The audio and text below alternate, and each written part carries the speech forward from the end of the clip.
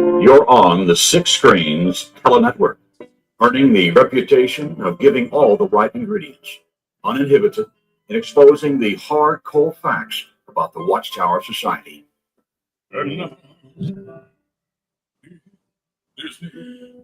Well, hello everyone, and welcome in once again to another rockin' awesome night here in Boston, up here at the Six Screens. Well, my name is Rick Farron, and you're probably expecting Barbara Anderson. Barbara Anderson could not come on tonight. As we know, she lost her husband 2 months ago. She's still, missing Joe. Of course you would. It takes time. She's in the grieving process. I was on the phone with her today, and she had the flu, so she's a little under the weather. But she wishes everyone the best, and she'll be back with us in 2 weeks. In the meantime, we have got Dan and Angela Clark. You all know them guys. They are certainly no strangers to the Six Screens. They're with me here tonight. They'll be doing a good part of the program. So they're right there. You can see them right now on stage. That's Angela and Dan Clark. Hello, Angela and Dan. Hi there. Hey there. Hi, everybody. How you guys doing? Hello, everyone. So if you guys are just coming in right now, sorry for the delay. We had, what it is here, I have a platform called StreamYard. And for each program you do, you have to put in different links. You have to be able to create one program per time. So if I have 3 or 4 programs lined up and I hit the wrong button, it messes things up. So that's what happened in the beginning. But anyways, Dan and Angela, we were just talking a little earlier, and we were talking about stress in life, and moving is one of them. I'm in the process of moving myself right now. And of course, Dan and Angela are thinking about that, doing that as well. And I was mentioning in the Awake magazine back in the 1970s, there was an article about the most stressful moments in life. And number one was public speaking. That stresses people out the most. And that's true. I knew a lot of people, even in the Kingdom Hall. I knew one man in particular, every time he was given a talk, he'd get a migraine headache all day long before he gave it. It really stresses people. Moving stresses people. I believe that was 6 or 7 on the list. But I was just mentioning to Dan and Angela that I'm in the process of moving. And then, of course, I find out they're thinking about it as well. And guys, it's work, huh? It's unbelievable. Oh, man, it's so much work. I'm telling you what, we've been going to the dump and the Goodwill and the dump and the youth ranch and everywhere. We just keep going, taking these loads because nobody wants any of your junk, and it's crazy. We put some on Marketplace, but most people just don't. They just want brand spanking new in our town anyway. And so you got to throw it away. It just makes you sick, but it is what it is. Yeah, you don't know what to do, Angela. Even today, Susan's going through some stuff. Should I keep this? And the rule of thumb is, I guess, if you haven't used it in the last couple of years, I guess you don't need it. That's the rule. While you're crying, you throw away all your stuff you thought were treasures. I know. Oh, books you're throwing out. You say, gee, these are nice books. I like them. But gee, you don't have time to read them all either. So we all think that we're going to be able to use all this stuff, but you can't. And it's unreal. But, you say you're stressed out, too. What happened here, when I first met Susan, my wife, I met her here on the Six Screens Telenetwork. She called in from Chicago, and that would have been back in 2014. And what it was back then, I had a contest, and I used to go down to the Witnesses Now for Jesus convention in Pennsylvania. And every year I would try to bring someone down there and pay for their way to go. So I had a little thing going on a Saturday night, and I said, who would like to go? So a number of people called up, and I picked Susan for some reason. And she said she lived out in Chicago, and she'd love to go to the convention. I says, all right, Susan. I mean, I wasn't romantically involved with her. I didn't even know her. I thought she was just a poor girl from the south side of Chicago. So I said, well, Susan, you're going to come. And then I tried to make arrangements for her with an airplane flight. And in Pennsylvania, where this Witnesses Now for Jesus convention is, it's out in the middle of the boondocks. I mean, there's nothing around it. Nothing. I mean, the nearest hotel is probably like 10 miles away, and it's in the mountains. So you have to stay there. There's no international airport or anything. So Susan wasn't really super healthy even at the time. So what I did is I said, Susan, I can book a flight to, to Newark, New Jersey. Then you got to get on another plane and fly to Allentown, Pennsylvania. And it was just way out of the way, and she really couldn't do it. So I said, if you want to fly to Boston, what we'll do is I'll pick you up at the airport, and you can ride with a bunch of us people going down to Pennsylvania. So she said, well, fine, you do that. So that's how we met. But right the day before she was going to come, we had the tickets all ready to go and everything. And what happened? Susan got sick and landed up in the hospital. So she couldn't come. So I called her. I said, gee, I'm awful sorry, Susan, but don't worry. Maybe next year. So she really had a liking to what we were doing here at the 6 Screens.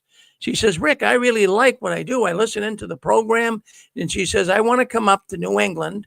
She says, I want to be a secretary, and I'll work for free. Now that kind of hit me funny. I said, well, nobody works for free. That's slave labor. But she says, I want to work for the 6 Screens of all things. I said, well, it's not really, I do this out of my house. This isn't some big Madison Avenue program. But CNN, Fox News. So I said, I do this out of a spare room in my house.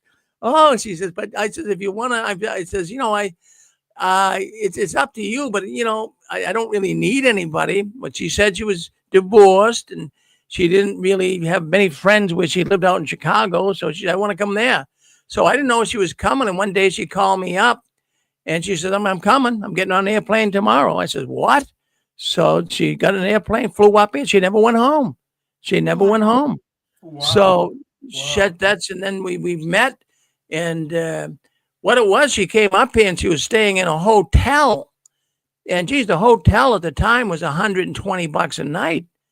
And, we started seeing each other, not at the hotel. I wouldn't go there alone with her, but, we'd go out to eat. I said, geez, Susan, it seems like we're kind of falling in love with each other here. So that went on for a while. And I said, gee, let's stop the hemorrhage at the hotel. Why don't we just get married, So, we got married. So what it is, but the point I'm trying to make with all of this. So anyways, she has this really nice house in Chicago. I mean, in Naperville. In fact, it's the top rated town in all of Illinois. And so it's really, really nice. So I said, well, Susan, when we get married, we can move back to Naperville where you lived, or, you can live here in Massachusetts. So we were deciding what to do. In the meantime, she got really sick. We got married in March. And then by August, her health just went right down the drain. And so she was in the hospital, in and out, and she was that way for 10 years. It's only now that she's getting better. We've seen 200 doctors. Really. I tried everything to get her better, and we did everything we possibly could. And I'm always thinking, well, maybe we'll just move out to Chicago, And so anyways, to make a long story short, she was so sick we couldn't move. We had the doctors, and we went to pain specialists. And for those listening in, Susan had what they call trigeminal neuralgia, or shortened, they call it TN. And if you look it up on the internet, TN, they call it the suicide disease. People commit suicide because of the pain. And it's what happened about 20 years ago. She got shingles and behind her face, and it attacked the nerves behind her face. She has beautiful skin. You can't see anything outside, but inside the nerves are all damaged by the shingles, and it's excruciatingly painful. And we've gone to doctors trying to do things. They found out that she needed an operation. What it is I won't get into too much medical stuff here, but there's a nerve that runs up from your spinal cord into your brain, and they call that the trigeminal nerve. And along that nerve, there's also blood vessels. And what happens is the trigeminal nerve rubs against the blood vessel. blood vessels, they kind of vibrate because blood goes through them. And over the course of time, it wears the coating off of the nerve, very much like a wire that gets a coating worn off and then it shots out. So that's what was happening. So she had 2 operations for that, and that seemed to help somewhat. And then she had a deteriorated jaw, and she had to have a jaw replacement. So that was a couple of years ago, but now she's getting really good. She's functioning so much better. She's up, she's getting moved. So we're in the process of moving. But what happened, Dan and Angela, is we lived here. We rented a condo. It was 11 years ago because she was sick, and I don't know if I was moving back or what. So I said, Susan, let's just rent a condo so that if there's any issues, we can get to a Boston hospital pretty quick. So we've been renting this condo for 10 years, 11 years now. And in September, the landlady, and she's nice, but she came up and she says, Rick, one day she did this. She says, Rick, do you want to buy my condo? And I asked her 3 times in the past if she wanted to sell it because I'd buy it. So she said, I want you to, if you want to buy my condo, she says it's $375,000. And it's like 19, like you just said, Dan, this was built back in the 1980s. It's like walking into the past. You know, there's no granite on the countertop. It's laminate. It's vinyl floors, not granite tile. So she says, I want $375,000. And she says, you have to tell me today. Oh. I says, today? I mean, I'm not buying a hamburger here. I'm buying a condo. You know, so she says, you have to tell me today, Rick. I says, Miss Shell, I says, I don't know if I even want it. You know, I don't know. So she says, I need an answer. So I said, I can't give you an answer today. Give me at least another day. So I called her up and I said, gee, I may take you up on the offer. You know, I might do that. But then I'm walking around, I'm thinking, gee, and the prices of homes up here in Boston, Dan and Angela, you can't believe it. So we started looking for a house and in around Christmas time to move to. You cannot touch anything up here that's halfway decent for under $500,000. Really, everything is $500,000 and up, and you want to see what they're selling for $500,000. It's usually like a little ranch house. Maybe you're lucky to find 3 bedrooms, usually 2, and even 1 bathroom, and they're getting $500,000. And the average price is about $700,000. Yeah, I don't know how the people are doing it, but Dan and Angela, I have a business in Lowell. It's a town over. It's a city next to where I live. So you should see the homeless people in that city. I don't know how much longer they can go along with it. There's 2 rivers, major rivers that run through this city, and you drive along the riverbank. And you see these tents and homeless encampments. People are sleeping on the sidewalk. I have 2 people working for me. One of the persons who works for me, he lives in a tent behind Walmart. I have another person working with me. Him and his wife, they've been with me for 13 years, and they were evicted a couple of years ago. They had nowhere to go. They can't afford a house or even an apartment. Apartments up here, they start at $2,500 and they go up from there. Wow. So you got all of these people and they're homeless. So I even have the couple that got evicted. I made a little like apartment in the back of my shop for them. So they stay there. But everywhere you look up here and something's going to be done. I mean, I'm not for total socialism here, but boy, somehow, some way, the government has got to really address this problem because it's very unbelievable to see this. I don't know what it's like out there in Idaho. Is you get the same problem? Yeah, my daughter was paying, I think, $2,400 for a 2-bedroom apartment, and then they went month to month, Yeah. and it was $2,600, and now they're forced to buy a $450,000 home. And these guys are young, these guys aren't making big money. I don't know how they do it. You used to be able to buy a house here for 60,000, 80,000. And then when COVID hit, California started dumping into here because we're real close to it. And we didn't mind, but it drove the house prices up. They are building, I don't know if it's still the number one place where they're building homes, but there are homes being built on every corner by the thousands. And our house is worth several hundred thousand over what we bought it for just in a matter of a few years. And we don't know how people can do it. We're just like, I have no idea. It's insane. And like you said, we don't have a homeless problem here. There's no homeless on the street like Quebec and Boston and LA and stuff. But have they legalized drugs up there? A lot of times when they legalize the drugs, that's what these people are just getting into massive drugs, like Quebec. Or no, is it Quebec where Kev used to live? Oh, Up by Washington State up there. But man, they got a real bad problem. There's people just humped over like this on the streets. Just it's terrible. But they've legalized every kind of drug, and we got a call one night for somebody who OD'd. I won't say who, but the ambulance come. We didn't know what to say to them. But the ambulance is like, oh, they just OD'd, and I'm like, just OD'd? That's all. And they thought it was funny that they OD'd, and they said, oh, they'll recover. Don't you worry, and I was like, oh my God. It was like, it's like saying somebody got drunk. And this was up in Canada, and where it's just a free for all. I mean, it's a freak show. We went up there and we couldn't believe what we saw in the streets. My daughter's like, don't go down that street. They pee and shit everywhere.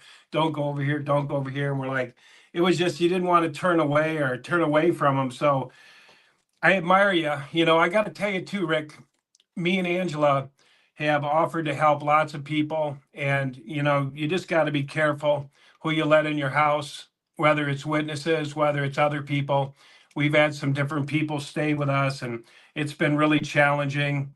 And when the people come out of the witnesses or other religions, we've had some people from other religions come stay with us, and they're pretty messed up for a long time.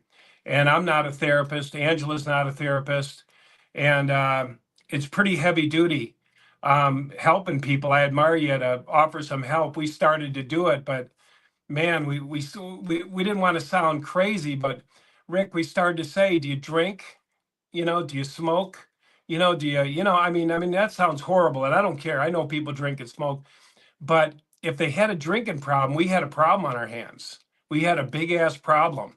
And it's hard to tell somebody, hey man, why don't you put away the bottle for a little bit? They want to fist fight you in your own house. I mean, it's crazy. So anyway, what a jacked up world we're in right now, Oh, it's a different world, Dan. It's entirely different. And what you just said there is 100% true, because during COVID, I brought a couple of people into my home that were, one was a former Jehovah's Witness, and I brought them in, and also a woman as well. And they came in and said, look, can you stay with me for a while? You have nowhere to live. Well, they came here, and Dan, I have to tell you, and Angela, it was the worst. I'm 76 years old. I never had a worse time of my life as when they were staying with us, honestly. yeah. And I all 3 times. I couldn't believe it. I helped them out. They came in and they stole money from me. I had some money in my desk, and geez, it was missing. I had like a little coin collection, and it was missing. And if you approach someone and say, "Hey, did you take my money?" Of course they're going to say no. I mean, if they're a thief, they'll lie too, right? Yeah. So yeah. Oh. Real quick, Chris in Arizona. I don't want to butt in. I'm so enjoying this conversation. I'm a fairly recent listener. I've called in the past a few times, and I don't want to butt in, but I just have to tell you before I let you slip away. God bless you. God bless Dan and Angela. God bless you have so many people that call in all the time with just, you guys are helping to heal me. I'm a former elder, ministerial servant, the whole shebang, born in and whatnot. And I listen to you. Unfortunately, a lot of times I have to listen on the delay on YouTube. But so I'm listening live for one of the very few times. I don't want to butt in. You guys are such decent, kind, honest people. You make me want to cry. I swear. You just thank you, all you guys, because for all that you do every week. Well, Thank thank you for saying that. That makes us all very happy to hear that. Yeah. Yeah, I'm born again now, so I'm okay, with that. But yeah, just every week you're in there, and just after I never heard this story about what you had gone through with your wife, Susan.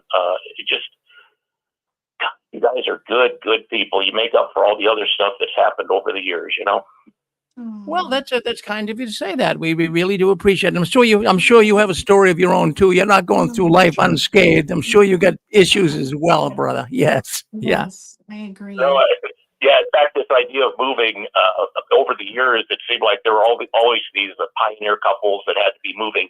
And because I had a pickup truck, I was always on deck, and I just think back, oh yeah, everything's ready to go. We got everything packed. You roll over to their house, there's dishes in the sink, dirty diapers on the floor. And it's just, the story that kind of got me chuckling a little bit. But no, I'm going to go ahead and get out of the way for right now. I may call back in later, but I didn't want to interrupt you guys, but I just really appreciate you. Not at all. Thanks. Thank you so much. Thanks. Yeah, I was going to say, Rick, we've had 3 people, and not only 3, but actually a lot more that we've helped online and stuff. But man, I'll tell you, 3 times we got really like struck in the face, like spit on. People out playing pinochle out in our little meditation chapel area, and just like, hey, how's it going? You find anything? We've helped them fix cars and different things and money and literally we've been told to our face, when you say, hey, you guys probably ought to think about moving on here. We had 3 times in a row, and I'm like, I hate to say it, our hearts, we love everybody and we want to help. We know the confusion, the hell, the anger, the frustration, the pissed offness, the lostness, and your heart goes out and you say, hey man, come here. I'm on my feet. Come here and stay. But my God, man, it's heavy duty. We've been cussed out to our face, almost fist fights, and being very nice, hey, why don't you just, That's all we got. but anyway, that's all I'll say. And, we've had some good experiences too, but you just got to be careful. The next book needs to be Pinochle in the Chapel. I like that, Pixie. Pinochle, oh my God, in the chapel. Oh my God. Yeah. Okay, I'll write it. I'll write the damn thing and how the fist fight broke out afterwards. Hey, I wanted to ask Rick a quick question, Rick. I got a great, thank you, Pixie. Rick, I got to ask you this. You've talked about this before, but what did you do when the governing body, asked you to come up there and showed you around and showed you all the glamour of the governing body? I missed out. Did you tell them where to go? Did they say, hey, we're not interested in you? What actually happened? And then I have a thing to say about it because there's a point I want to make. But how did you either walk away, or did they just say, get the hell out? Or do you just say, I don't want no part of this? What happened that time when they offered you the part with the governing body? Well, what happened is it was 4 other people. I put a picture up here. There's a picture of me here. That's me. That's back in 2000, in the year 2000. And that is me in the middle, of course. That's my former wife, Inez. And that's Brother Loesch. And so I got to know Brother Loesch, believe it or not. I was of the so-called anointed class.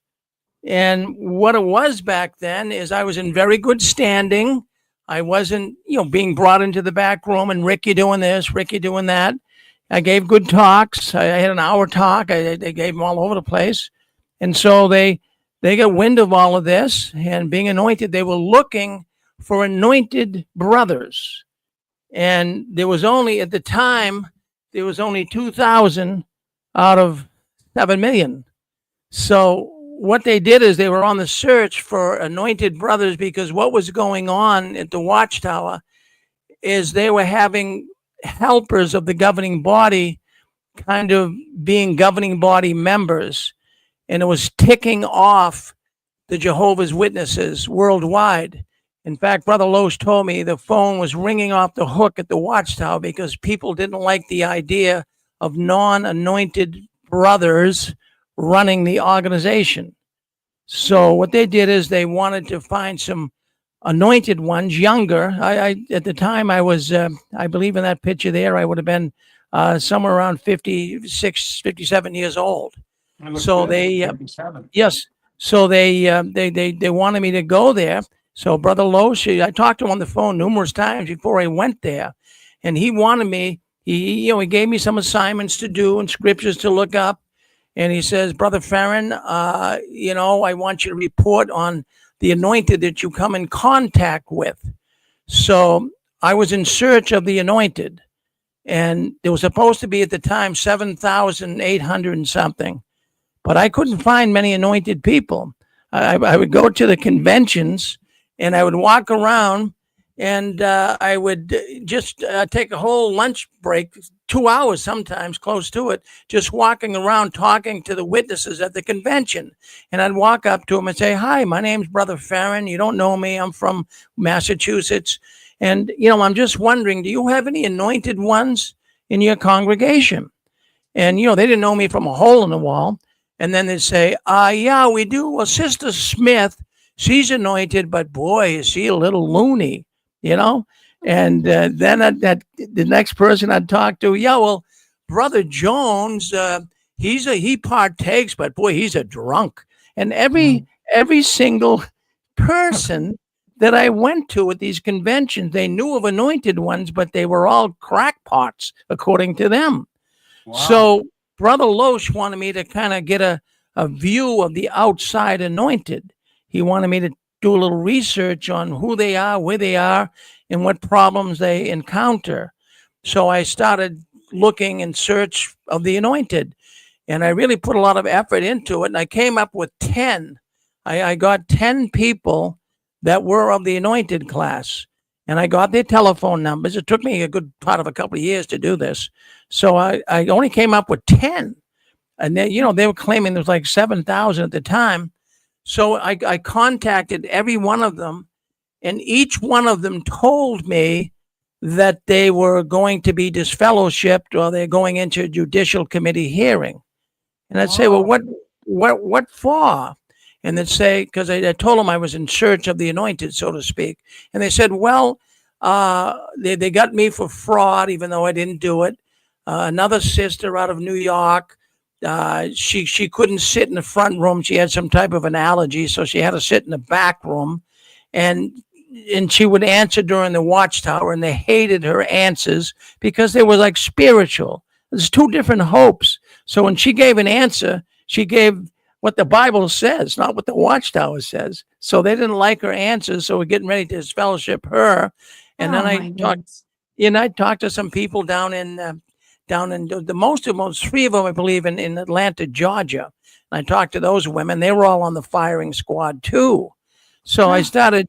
So I would report this. I'd report this back. Isn't it crazy, Dan? So That's I'd crazy. report. Was this an assignment they gave you? Yeah. To recruit? Basically, he wanted me to. He wanted me to kind of let him know what's going on. They call them the outside anointed. Now, if you're in Bethel and you have a position there and you're anointed, they call you an inside anointed. Just a term I never really even connected with, but that's what they refer to them as. So I was an outside guy. So he wanted me to come down. He says, Rick, come down. He says, now we'll put you up, but not going to put me up entirely. He says, we'll give you a really good discount. And I still remember this. He says, we have the JW Marriott. It's right next to the World Trade Center. So I thought it was Jehovah's Witness Marriott. He says, we'll give you a really good discount. He says, it's normally $300 a night, but you can have it for $120. So, I mean, it was worth it. I mean, anywhere in New York City. So I went down there, my former wife and I, and we stayed there for a couple of days. And then on Monday morning, I got down there Saturday. On Monday morning, we were going to go over to see Brother Loesch at the world headquarters, 25 Columbia Heights of Jehovah's Witnesses. So we took a cab over there, and we got to see. I went in the lobby, and they played Dan and Angela, they play games on you. That's what the cults do. Angela, you know that the Armstrong group, they really try to mess your mind up. So we walked into the lobby, my former wife and I, and it was really nice. It looked like a big hotel lobby. They had this beautiful globe, and there was no boundaries on it. And it had to be, the diameter of the globe had to be 20 feet. I mean, it was huge. Oh my goodness. And it was in the middle. Excuse me. It was in the middle of the lobby. So we're sitting there, and I went up to the brother at the desk. It's like a hotel lobby, you know. So I went up to the brother at the desk and I said, we're here to see Brother Loesch. I'm Brother Farron from Massachusetts. All right, he says, I'll let him know. So about 2 minutes later, another governing body member comes down, and his name, I'm going to get rid of this picture. So his name was Dan Sidlick. He was a governing body member. So Sidlick comes down. He says, oh, Brother Farron. This is how he talked. I'm so glad, he says, you and your wife came down to Brooklyn. He says, now, I guess you have an appointment with me today. Is that correct?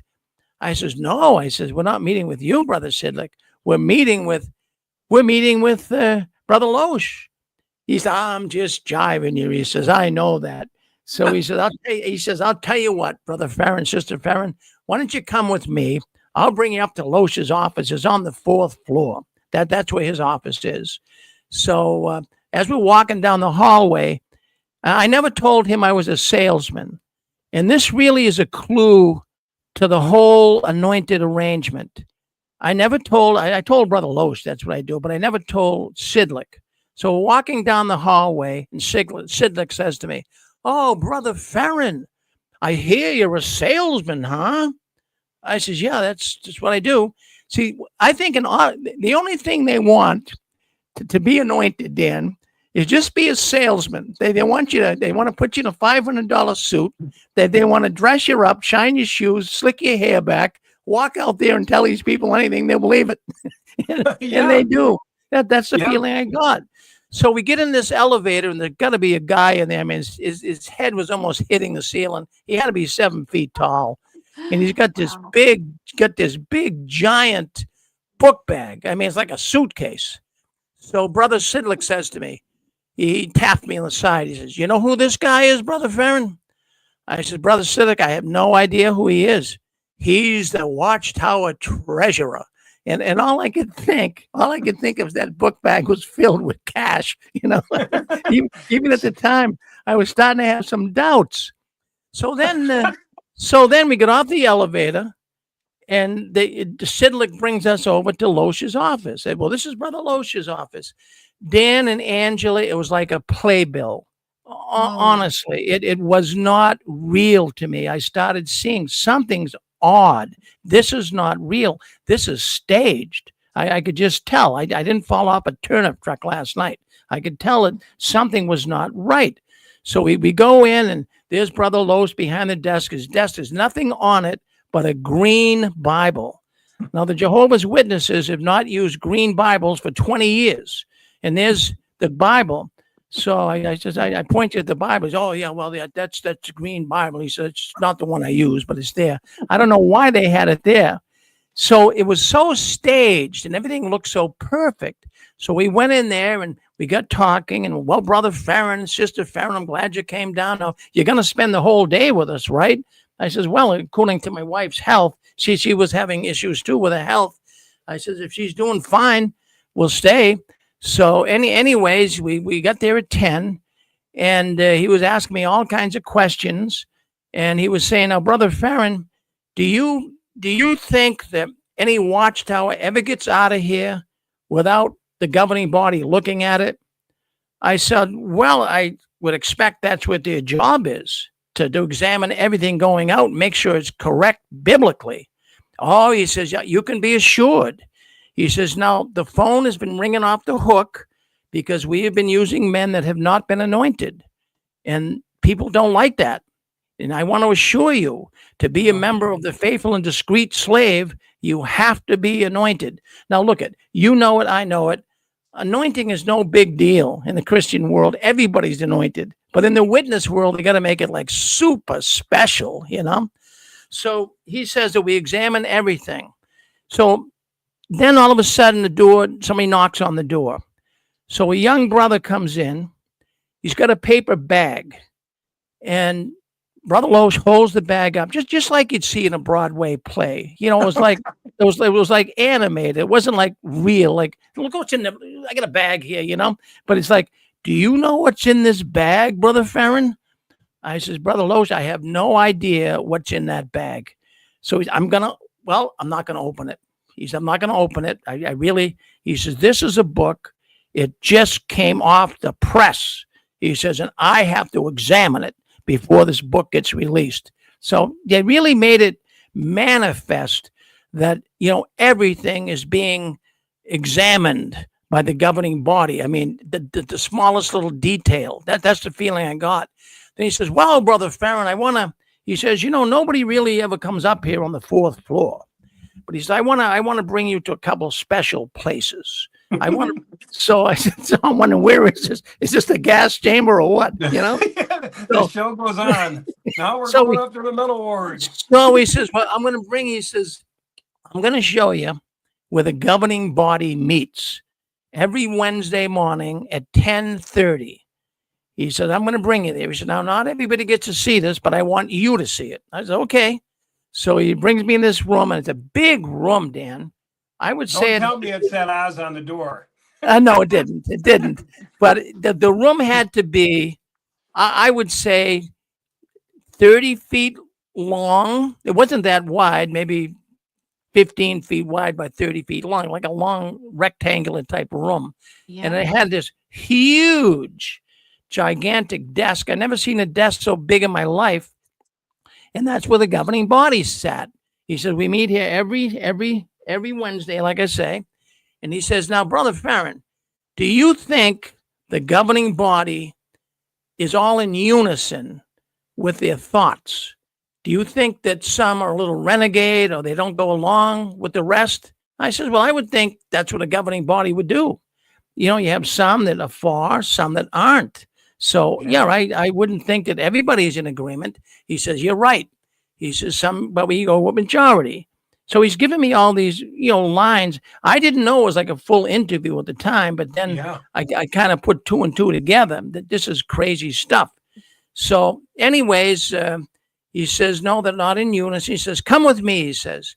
Do you want to see the president of the Watchtower's office? At the time, it was President Henschel. And he was the head of the Watchtower.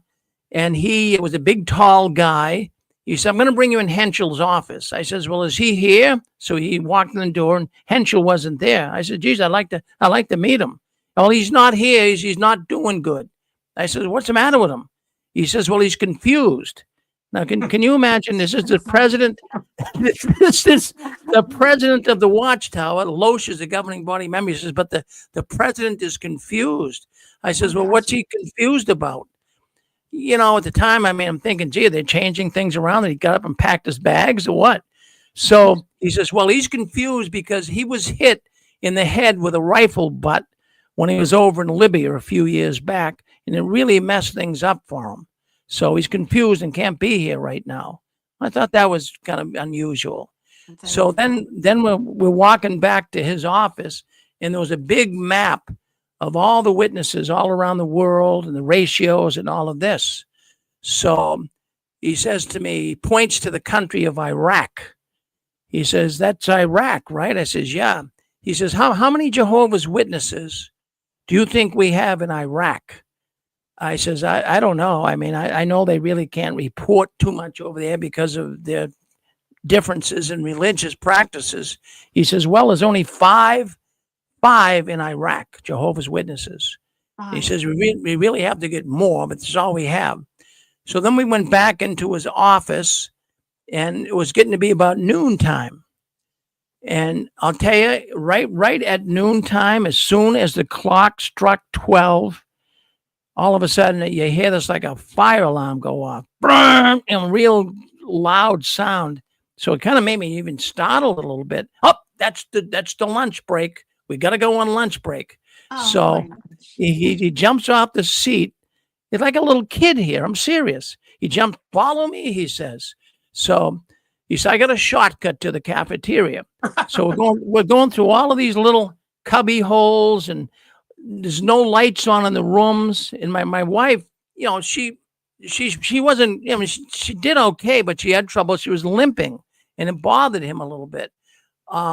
He says, your wife all right? I says, well, Brother Lowe, she limps a little bit, so we got to go a little slow with her. But we're going through rooms, and some of them were like dark. I mean, you had to kind of feel your way through it. He says, well, we shut the juice off, you know, save on money.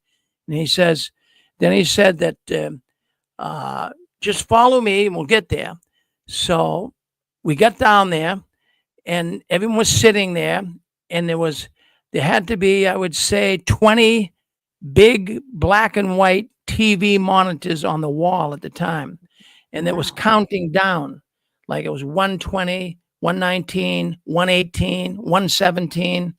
I'm saying, wow, this looks like something out of 1984, you know, and it's counting down. And it had to be 20 of that's all you could see with these monitors. And then it got down to 0. And as soon as it hit 0, it's time for our lunch. We'll say a prayer.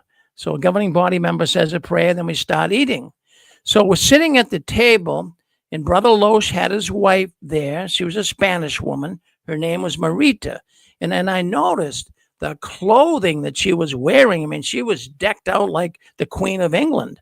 I mean, gee, she had a scarf on. The scarf had to be worth, I mean, it's a beautiful silk scarf. I'm thinking, dude, that scarf alone is probably worth $100, $200. Had good jewelry on, nice clothing. And so she's sitting there with Brother Loesch, and we're all talking. There was probably about 6, 7 other Bethelites there with us. So Brother Loesch sat at the head of the table. To the right of the table, I sat, and Brother Loesch's wife sat across from me. So all of a sudden, after the prayer, Brother Loesch he took his food first, obviously. Then he passed it to me. And then a brother at the same table says, excuse me, Brother Loesch. Excuse me, Brother Loesch. You're passing the food the wrong way. It goes the other way. I mean, really, everything was so regimented. Military. Really regimented. So we had, the food was good. I have to admit that. It was chicken a la king or something like that. It was really good. I enjoyed it.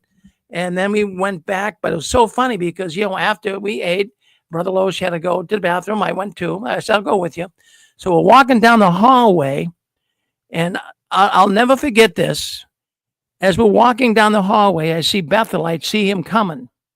And, you know, they dig in their book bag and they start pulling a Bible or a publication out looking like they're reading it. I noticed that right off the bat. You know, they're trying to look real spiritual as he walks by. So, hi, brother, hi, brother, hi, Brother Loesch, and you know, all phony baloney stuff, you know. So then we go back to his office, and my wife was really getting tired. I mean, she really, really was. It was getting to her. And I started this time saying, something's crazy here. This is like an interview, but they didn't tell you. So anyway, we went back to his office, and I want you to stay the whole day. You can stay the whole day now. I said, well, we'll stay as long as we can. But my wife, she's subject to seizures. I don't want to give her, too much stuff here because I don't want to have a seizure. So he says, well, why don't you do this? He says, I want you to go on a special tour. He says, I'm going to have you go on a special tour. You're going to go places nobody else goes. So I said, well, that sounds good. So anyways, he brought us down there was a young sister there. He says to her, now this is what he said. This spooked me out too. He says, sister, he says, this is my friend from Massachusetts. Him and his wife, Brother Ferrin, they came down to Brooklyn, and I want you to take them on the no smoking tour. Now, why would he say that? No. I mean, really silly things. So I said, okay. So they took us on the tour, and she was showing us stuff, but there were certain things they didn't show us. I could tell there were certain things they didn't want me to see.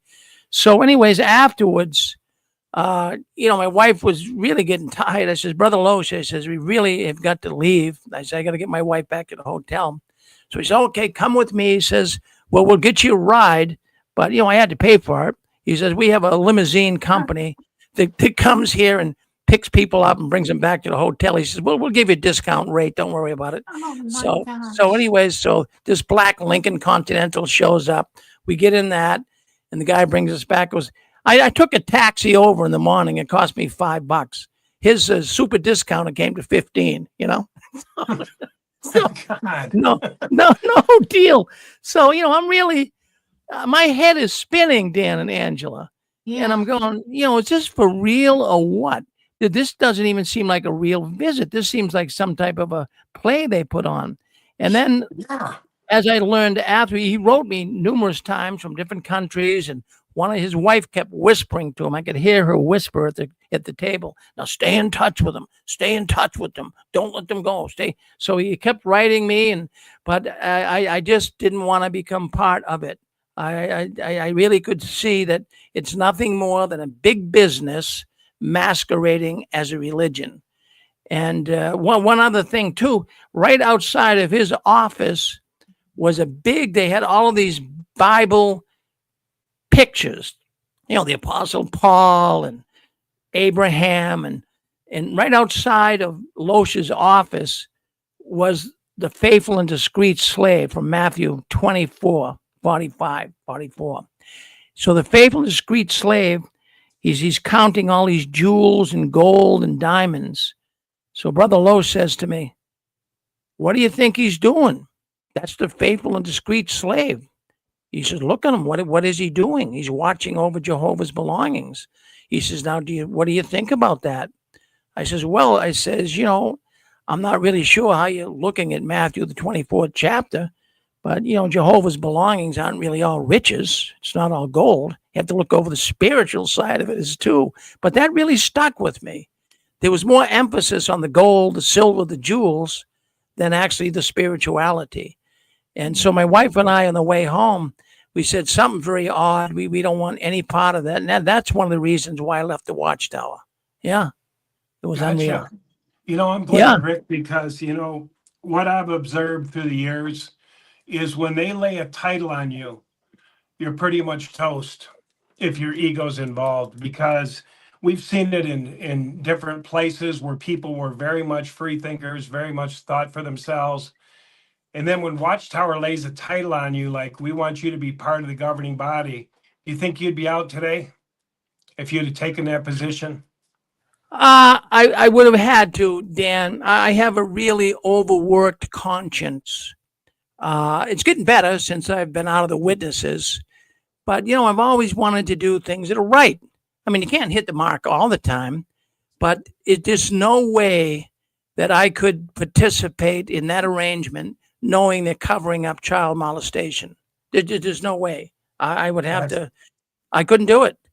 And I couldn't do it with people. And couldn't do it with people committing suicide.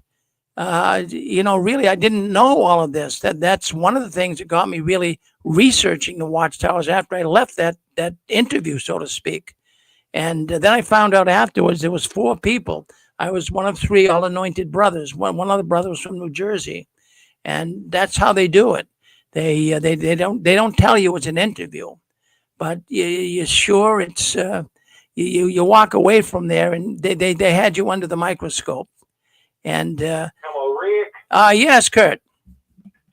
Hey, hello, and I'm enjoying your program. I wanted to make a quick comment on the decline of the Watchtower. They certainly are in decline, and you explained that really well.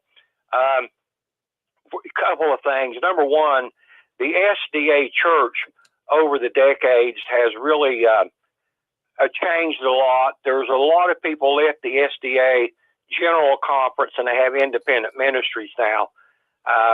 Many of them, I don't know how many. Also, in mainstream Christianity, the mainstream churches are in decline. The Presbyterians, the Methodists, the Episcopal Church saw something here recently where they may disappear as a denomination because they've declined so much. So I parallel that with the Watchtower, at least to some degree, where the Watchtower certainly is in decline. And if it goes on long enough, they might just completely collapse.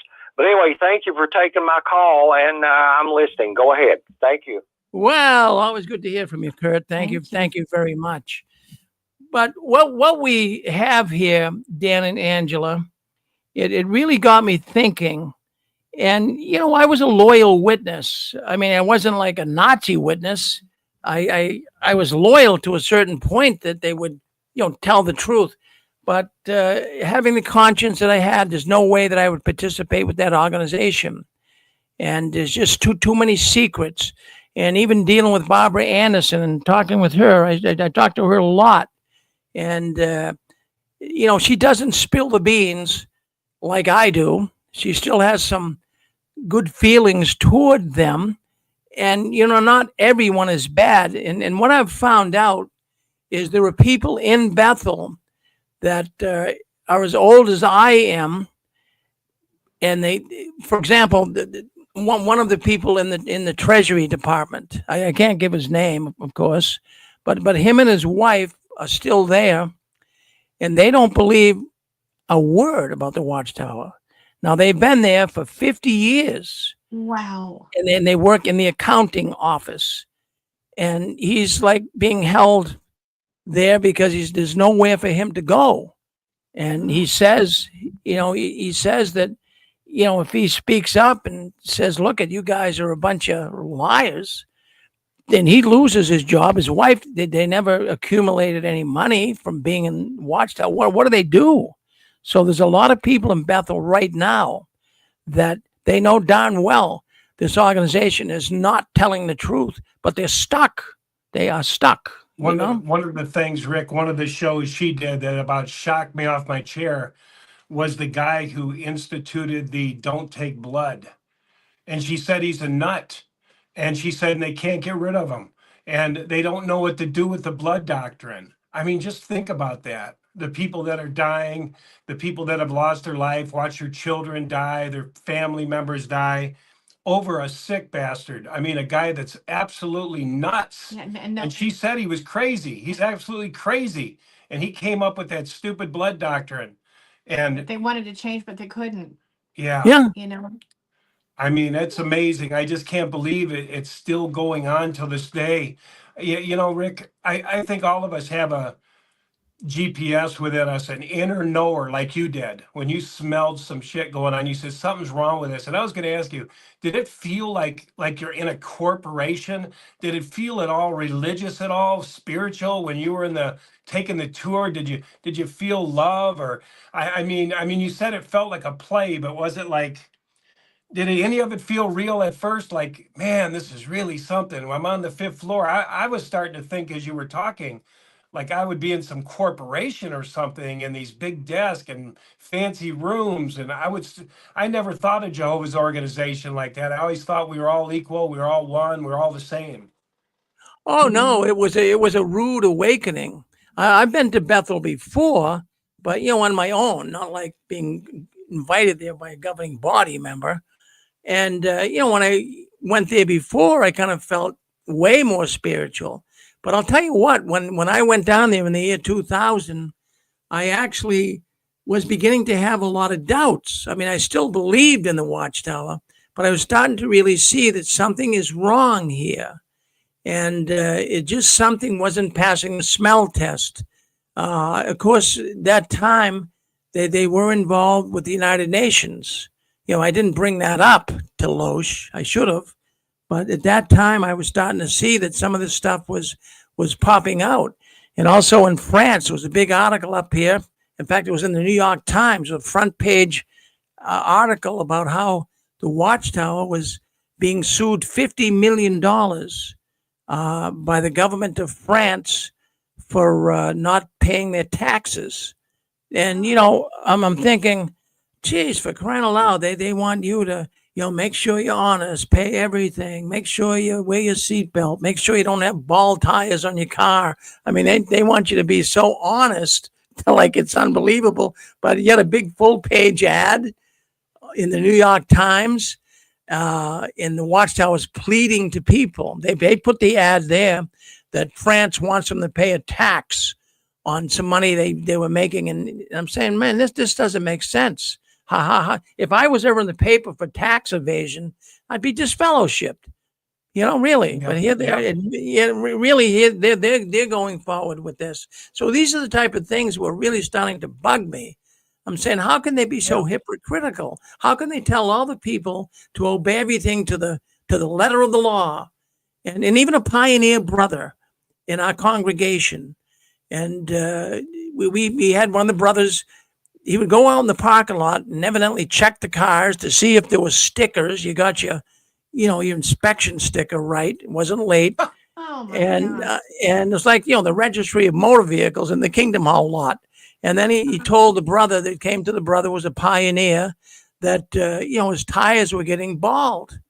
So he says, I'm a pioneer. He says, tires are expensive. I really can't afford them. He says, yeah, but if you have bald tires on your car and you're out in service, I mean, it weren't bald, some tread worn out. He says, but if you're out in service and you get a blowout and you hit somebody and kill them, you'll be blood guilty before Jehovah for the rest of your life. Scare the poor guy out of his wit. Rick, I forget about stuff like this. Oh my God, I remember him doing that. They go to the parking lot and say, what's going to happen if you have a carload of pioneers and, those tires are getting pretty worn. I mean, they were in all your business, Yeah, the tires were a big one, Rick. I forgot about that. Yeah. Just now. Yeah, no, You know, what it is. Yeah, go ahead, Dan. I'm sorry. Go ahead. I just want to tell everybody what you're saying, what I'm saying, what Angela's saying is we have an inner GPS. It's speaking to us all the time. Watchtower tells us not to listen. It's the devil. But that inner GPS, something you were saying, something's wrong here, something smells, something's wrong. I had the same thing. I had a brother tell me, we went into the hall and he goes, watch brother so-and-so. I won't use his name on here. But he was a presiding overseer and he goes, watch. He likes looking down the sisters' tops. And I says, how does he do that? And he says, watch. And so he would tiptoe over to him, Rick. They'd get right up to him and he'd go, and we would all laugh. We didn't think nothing about this is Jehovah's, or I would just be like, oh my God, he really is checking him out, I mean, he'd be right up on him like this. He'd be, hi, sister. And we'd all be laughing. But those are all little cues that there was something wrong with the organization. There was lots of those. I told you one time on the show, I had a brother tell me right after an assembly, he came off the stage and he said, Dan, quit going to the brothers and tell them you masturbate. Go down to Houston and get laid and take care of this thing. I swear to God on my life, a brother right off the assembly said that. And I asked him, how come you don't use the black brothers here? He goes, we don't use them. They're nuts. And that was just a congregation in East Texas. But those are red flags. We don't listen to the red flags in front of our face. I mean, hello, people. You don't have to go door to door anymore. You go out there and stand in a cart and you point to jw.org. There's something wrong with the organization. You don't have to defend your faith. You can wear pants now. You can grow a beard. I mean, there's so many red flags. These are red flags. And your inner GPS should be going, warning, warning, warning, warning. This thing's shifting. They're talking about Jesus more than they're talking about Jehovah now, And so, in the July 25th, July 25, I should say, magazine coming up, Watchtower, I was reviewing it this week for the news I'm going to do afterwards. And of course, there's a lot of people in the Kingdom Halls that older ones that don't, they don't like the change, that all of a sudden people are having beards. So they have a Watchtower article coming out that talks about the fact that, the organization changed their mind. But the way it's worded, it's like they're saying Jehovah changed his mind. It wasn't the organization that Jehovah changed his mind. I'm going to go through it on the news tonight. It's like nutty. But, Dan, this idea of inspecting cars and every little thing that they're in controlling your life. There's many things I can think of that would certainly bring it to that fact. In fact, when we started, after I visited Loach down there in New York and came back, I started saying, I don't really want anything to do with this. And I'm going to start, when I answer at the Watchtower, I'm going to really study. And my former wife and I, we would stay up sometimes and study for 3 and 4 hours on a Saturday night. And we went into the Watchtower the next day. We had answers that were right from the Bible. I would take their scriptures and read them, and they had them twisted. So I would answer from the anointed perspective, and I'd read it the way the Bible really says it. And boy, they were getting ticked off. So the brother, who was the Watchtower study conductor, he called me in the back room, and I've only heard a demonic voice twice in my life. Wow. And in this voice, I'll tell you, call me in the back room, and he said, Brother Ferrin, you've got to stop answering like that. He says, your answers are correct. He says, your answers are right on. He says, I see, but nobody can answer. Your answers are too eloquent and too correct. He says, you got to stop it. I said, I can't. So you're telling me I'm telling the truth. I'm expressing it in a way that's truthful. And you're telling me, even though it's the truth, don't say it because it's mixing the other brothers and sisters up. He says, they have an earthly hope. You have a heavenly hope. Dan and Angela, there's only one hope, okay? So you have the heavenly hope. They have the earthly hope. And then he talked just like a demon. He said, don't talk that way anymore. I mean, just like you'd hear from the Ghostbusters or something, you know? It's freaked me out, like something from Rosemary's Baby. And so I walked out of it. Yeah. Go ahead. Go ahead. Rick. Go ahead. Yeah, I'm sorry. Yeah, no, I was going to say, so I walked out and say, man, that guy was a demon, you know? So was that guy that told me to go get laid. I actually reported him. I went to the brothers and they said, Jehovah put him in and Jehovah will remove him in Jehovah's due time. He was brushing against the sisters' butts with his hand and they were reporting him, but nobody could do anything. But long story short, that guy threatened me. He came up to me and he said, Like game show. yeah, he says, did you ever watch that game show? I was sick or something. And he came over and he said, you ever watch that game show where that guy was going to take on the people in the show or something? He was an attorney and he lost because the judge and the other people were on the side of the game show. I forget the game show, but basically what he told me was we are a unit. Me and governing body are a unit and you will not win. And he said, and because it was you and me one-on-one, you'll never win. But he said, but he threatened me with that movie. He told me to watch that movie, and I forget what he said at the end. But at the end, the attorney lost, that went up, the good attorney that wanted to say something about somebody. So he basically told me, you will lose if you try to challenge me. And he was right. It's like saying I have the judge on my side and in my Yeah. pocket, and you will not. No one will ever believe you, Dan. They stick up for each other. The elders, they're a clan. They stick up for each other. And a lot of them are in trouble a lot of the times. I mean, there's a lot of good elders probably, I'm guessing. But the ones that were in there when I was in there, they were a clan and they stuck together more than the Masons. I mean, you know, they backed each other. Hey, dude, you know, probably like, hey, you get in trouble, I'll take care of you. But that same guy finally got in trouble for feeling out a girl. He had a massage business. And he told me one time, he says, Dan, you know, well, if you ever massage a woman, just know that every opportunity isn't an opportunity. You know, he touched her in the wrong place and they plastered him on the front page of the news in the small town. Even though there weren't. And they still didn't get rid of him. And he denied it.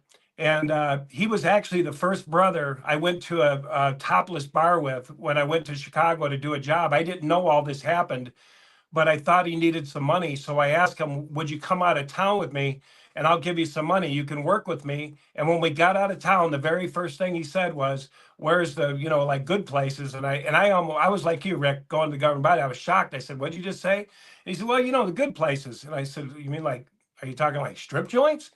And he's like, yeah, of course I'm talking about strip joints. You know, this is a guy that's speaking on the assembly. And so anyway, I freaked out, but I was out of town and I was weak and I went with him. And he says, now we just got to find the most druggedest one. And I said, druggedest one? What do you mean druggedest ones? He says, all these girls are on drugs. He said, the most druggedest one will give you a great private dance. I'm telling you, Rick, being in a cult does not change you who you are as a person. It's a relationship. That's why so many that come out fall back into all the stuff, all the alcoholism, cussing, like the people who come on your show and interfere. It hasn't changed them from the inside out. And I wasn't changed from the inside out when I got out of there. I didn't go, yeah, I did. I went all the way back to the world.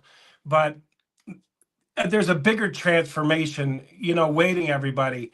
You know, when they decide to look for truth over falsehood, when you're done with a cult, your real life is waiting for you. And I just got to say, Rick, that's what I wanted to talk tonight about reactivating that. When I got out, there was so much dead inside of me. Every bone in my body felt dead, every fiber. And the reason I'm in activism is my mother died from the inside out. My dad died from the inside out. My brother died from the inside out. And my oldest brother is dying from the inside out of shame, guilt, and fear, waiting for the world to end. And that's why I'm in activism. And that's why I tell people, and that's why I'm here to say, that is all bullshit. There is life after the cult. You can be reactivated. All your imaginals, all your hope, all your dreams, all your shit can be reactivated, and you can live a normal life again. You don't have to bury yourself in alcohol, drugs, and all the other bullshit the world has to offer, and get sunk.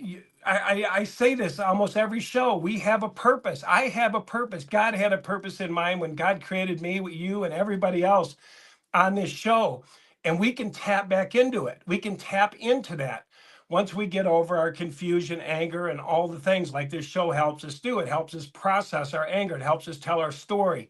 It helps us be validated. If we get validated, we heal. That's If right. somebody says, I hear you, Dan, that was shit, that's horrible, I'm sorry. Man, oh my God, thank you for hearing me. I can heal and move on. And that's what this show is about. But as that starts to happen, all of a sudden, something in the side wakes up, your imaginals, your imagination. Oh my God, maybe I could do this in life because I'm not thinking tomorrow it's going to end. Or maybe I can do that. But man, Rick, I just want to say there's hope for everybody. God does not make junk. God does not make junk. We are not junk shit people. We are people made in that image and that likeness. And I'm not preaching on your show, Rick. I'm not using any religion. I'm just saying we were made in God's image, and we are not junk. We are powerful. We're amazing. We're all the things that God is, we are. He said so. The things I do and greater you'll do. So I love this show, Rick, that everyone can come on here, vent, heal, cuss, swear, say they went off this way, that way. I'm an atheist, I'm a whatever. It doesn't matter. You let them say their piece. You let them be heard. You validate them, and then they can move on. But that's one of the most important things I learned. A lady said, if you don't validate people, if you don't sit there and listen to people, they never heal. That's right, Dan. That's right. And we have to let go too. We have to let go of some things, some lies. Like, for example, all the guilt and shame. We have to, when those thoughts come in and bug us, we have to learn a practice where we deal with that kind of thinking in our mind, and we change it to right away to something like, I am smart. I am not stupid. No, I am smart and I'm intelligent. God doesn't make junk. And we have to talk to ourselves like that. And then eventually that will spark you to feel better about yourself. And that sparks you to have dreams again. And you start allowing yourself to dream again, because, in there, it's just about the paradise tomorrow. So you don't dream of having a family. You don't dream of having children and a good long life with your wife. You don't have those kind of dreams. It's just short term, wait until the paradise, and that every moment, any moment never comes. And so it's like, gratification delayed. It causes depression and sadness. And so we have to do some work. And if you don't do the work, you just stay in that same rut. And it's a horrible rut. And you don't end up feeling very good about, how your life's going when you just, I don't know, can't let that programming in your head just keep running all day long.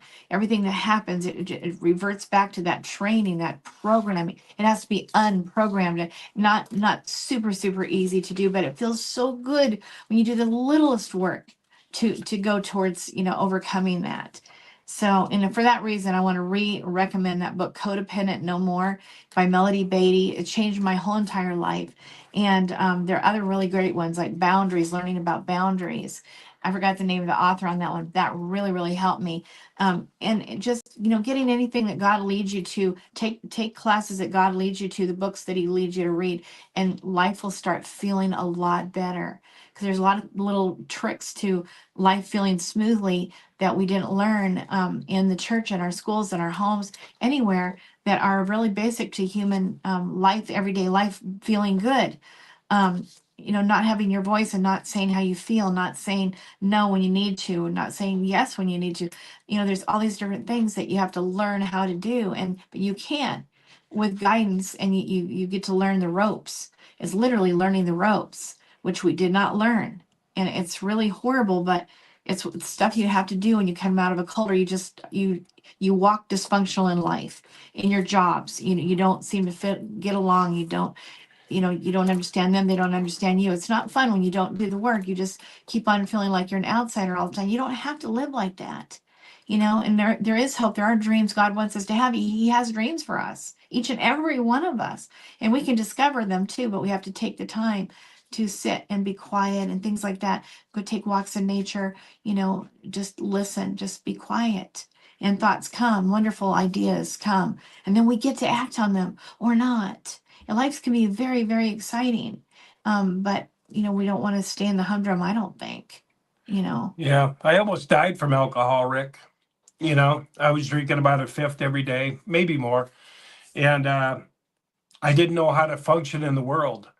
I was drinking to try to get courage, drinking to try to find a wife, going to the bars. And I kept going down, down, down. And you know what saved me, Rick? A lady. A lady had the balls to say, you might be an alcoholic. Because one thing you don't tell an alcoholic is you might be an alcoholic without getting in a big fight. And I was mad interiorly. I thought, how dare you? I'm not like your husband. He's an alcoholic. I'm not an alcoholic. Of course, I was in denial. And I went to a 12-step group and with her husband, who was an anesthesiologist. And I thought, well, hell, if he can go to a 12-step, I can go sit in a dumb 12-step and see what it's all about.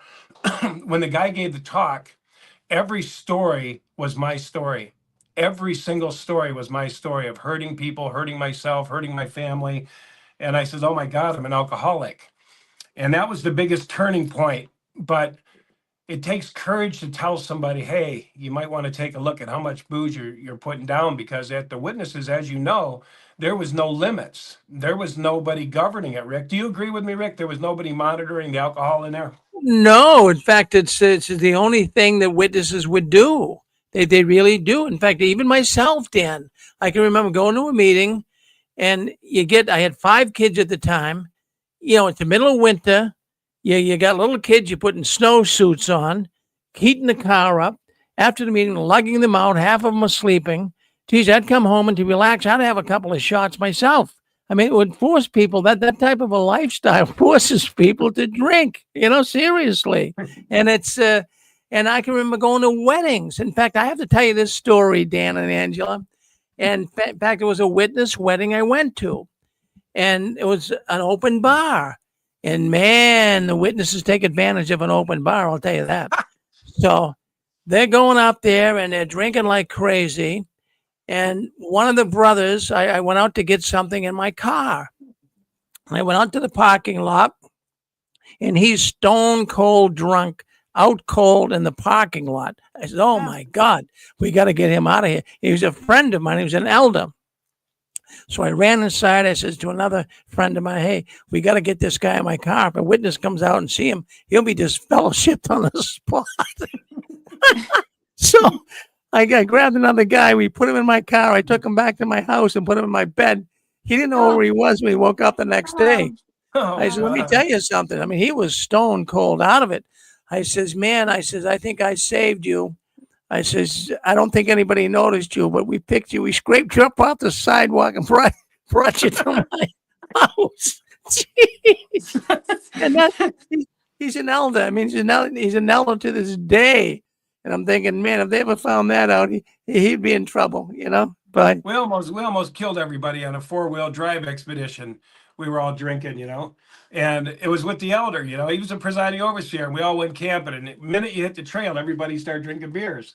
And I went up this hill so steep, and I'm like, oh my God, Land Cruisers. I don't know. You don't know how to stop them when they go downhill. They have carburetors, so when you turn this way, they stall.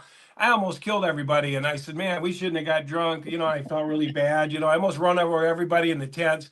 He goes, Brother Clark, and I said, yes. He goes, you had the Budweiser blues, right? Oh. You don't have a problem, do you? And I said, no, Brother Brewer, I don't have no problem with it.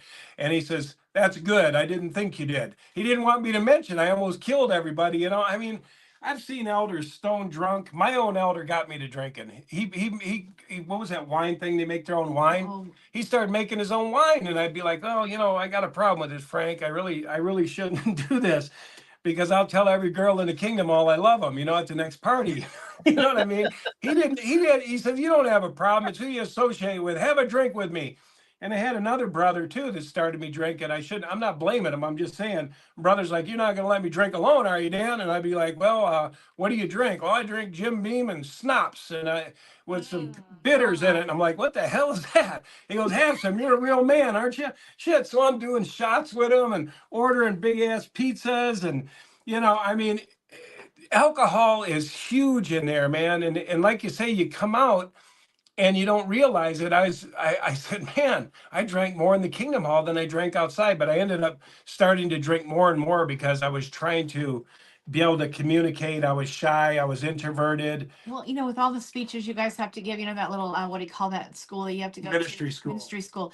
You have to do it perfectly. And if you don't, you're going to you're either going to talk to you about how you could have done that better. And how come you said this and that. And all these different things you have to do so perfectly well. And, you start finding out that alcohol kind of solves the problem. It relaxes you enough and you can function. I mean, you said it, Rick, the number one fear is public speaking, right? And what do they have to do in there? They have to go door to door in people's face. They have to do the ministry school. They have to do all these things right, perfectly right. I don't know. It's too much. But, how do you unlearn into how to function in the world without those helps, I guess you'd say, because, it'll ruin your life That eventually. explains it. Go ahead, Pixie. That explains why there's no 12-step at the Kingdom Hall. Come back again, Pixie. It I explains said what. it explains why there's no 12-step meeting at the Kingdom Hall. Oh, it explains So- why there's not. Okay, because they don't want to expose Pixie's that. got a lot of good suggestions Yeah, tonight. yeah. What'd she call that thing out there? The Pixie. Also, there's a free Chapel. YouTube that has a lot of good stuff called Families Divided TV on YouTube. Oh, Wow. So what is that all about, Pixie? Yeah. Well, that's some of the things Angela was talking about, some of these principles, and it's got some real PhD shrinks on there explaining family dynamics. It's free on YouTube, called Families Divided TV. And you don't even have to go to the library anymore. You just look on YouTube and it has all this great information. But keep coming back, Dan. Well, yeah. every time we bring Dan and Angela on, our numbers go up. I tell them that all the time. It's true. It's true. It's true. I think there needs You know, to be some shows. all like these the religions want feudalism. This Say that week again? on Catholic Family Television, after the death of the Pope, a cardinal came on and said the Catholic Church is not a charity. So the next guy they pick is going to be a tough guy, I think. Oh. And it looks like it's going to be the poor people and the rich people. I stand by that, and I'm getting more information on that daily. Wow. Hey, Dan. Yeah. I wanted to yeah. say I thank you so much. You put on a tube where you talked about doing poetry, Dan, didn't you? Yeah. Yep. And you inspired me. And I worked with another apostate to figure out how to do some apostate poetry. You literally inspired me. And in fact, the poem I wrote today, the Pope inspired me too. You and the Pope inspired me, buddy. And Hey, so Let's hear I it. want we've heard a lot to of them. read this of poem. yours. Start over. And I don't know if anybody hears me or not, Yep. but I we want to hear. read this poem for Dan and the Pope. Is that all right if I do that? Of course. I'm going to try it. And the title is Have a Bad Day, Thank Me Later. When bad things happen to bad people, I'd like to think I'd cry. But I got to get over myself. I'm not that kind of guy. It takes all my restraint and I spit in their eye while they're laid out in their coffin. Now that is my kind of guy. And that is precisely why I'm not in the Watchtower band anymore.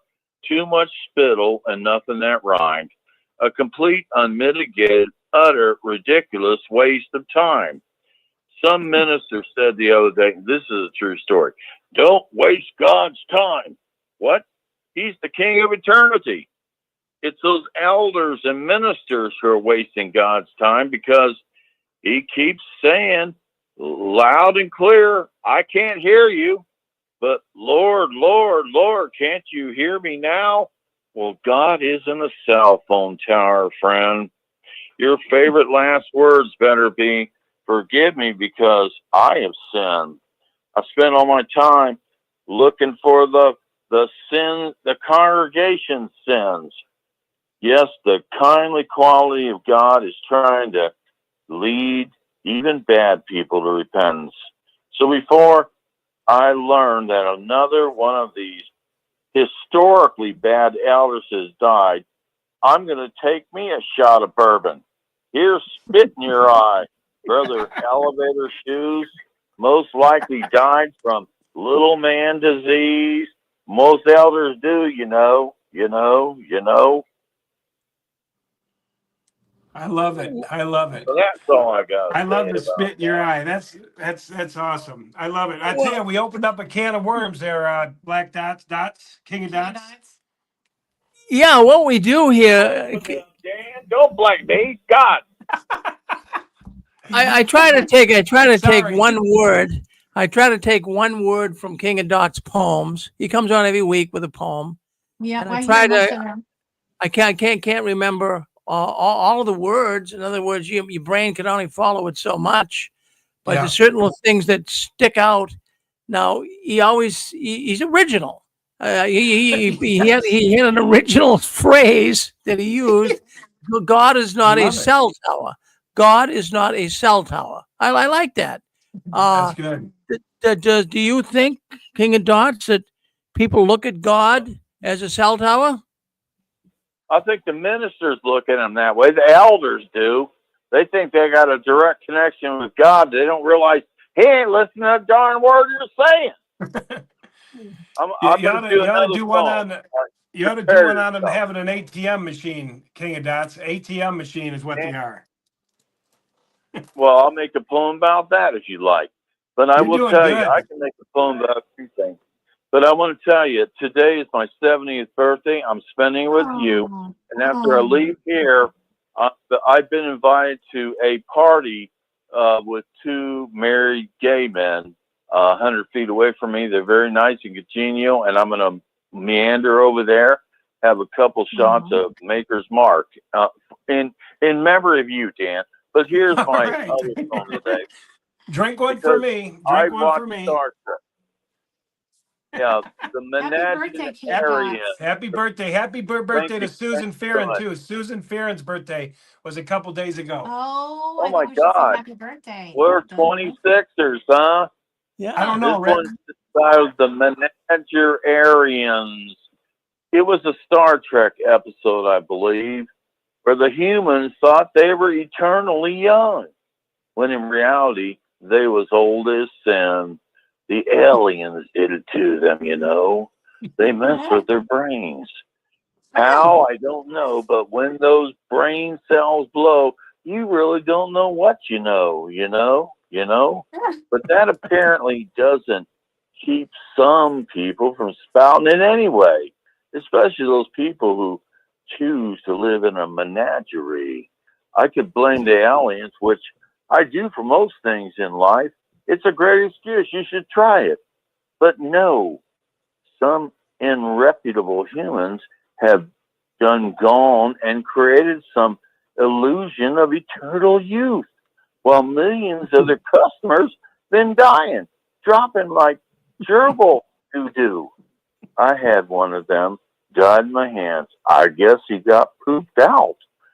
Anyway, you're allowed to believe whatever you want. Just keep it to yourself. If you want them to let you out of the funny farm, the Kingdom Hall. I hear that even the aliens stay away from that place.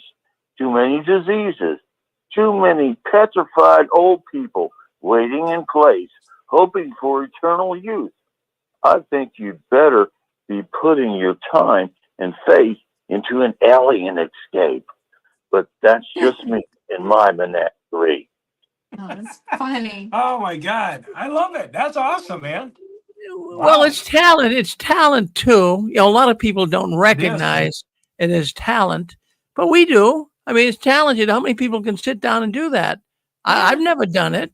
I've never done No. it. So how often do you? Yeah. I've never done it too. I've never done it too until the middle of January. I had shingles and I got probably COVID or something for a month. Each of them lasted a month. And yeah, I never done it before either. I'm going to tell you a story. This is like 50 years ago. I was accidentally in high school because we had three brothers, all the same last name, and they put me in the wrong class, my brother's class. And it was like composition or short story 2, something like that. So I took it, and I realized I could write. And then I went to the Kingdom Hall. It kind of clicked, you know. I didn't know I could write. You know, I had no idea. Then the Kingdom Hall kind of discouraged people from doing any creative writing, you know. That's You have to true. go by the book from Watchtower, you know. So you got stifled. But now suddenly, I'm 70 years old and I'm writing again. What the hell happened, you know? There you go. Happy birthday to Reactivated. you. Yeah, Happy Gloria. birthday to you. Happy Gloria. birthday to your King of Dots and Susan Farron. Well, Happy thank birthday to you and Thank many you more. Thank you so much. And I'm going over to the gay couple's house now. All Thank right. All right. Have fun. Watch yourself. Watch yourself. Watch your back end. I'm sorry. All right. Yeah. All right. Well, that's the King of Dots. Well, you're listening. You're on our program tonight. Barbara Anderson couldn't be on with us, but we got Dan and Angela, Watchtower Insider. Barbara Anderson tells all. She couldn't come on tonight. I'm Rick Farron. We're filling in, but she'll be back with us in 2 weeks. But let's open up the lines. You guys have been getting an earful here tonight. Anything that was said here tonight that kind of got you thinking? Anything you'd like to add to the program? You guys make a difference. Let's listen to Chicago. 312, you're on with us. Chicago, you're on with us. All right. Let's try. South Carolina. Oh, South Carolina. Go South Carolina. Hey, Rick. Yeah, it's Dick. What Okay. do I have I've got a couple little quick little stories to tell you.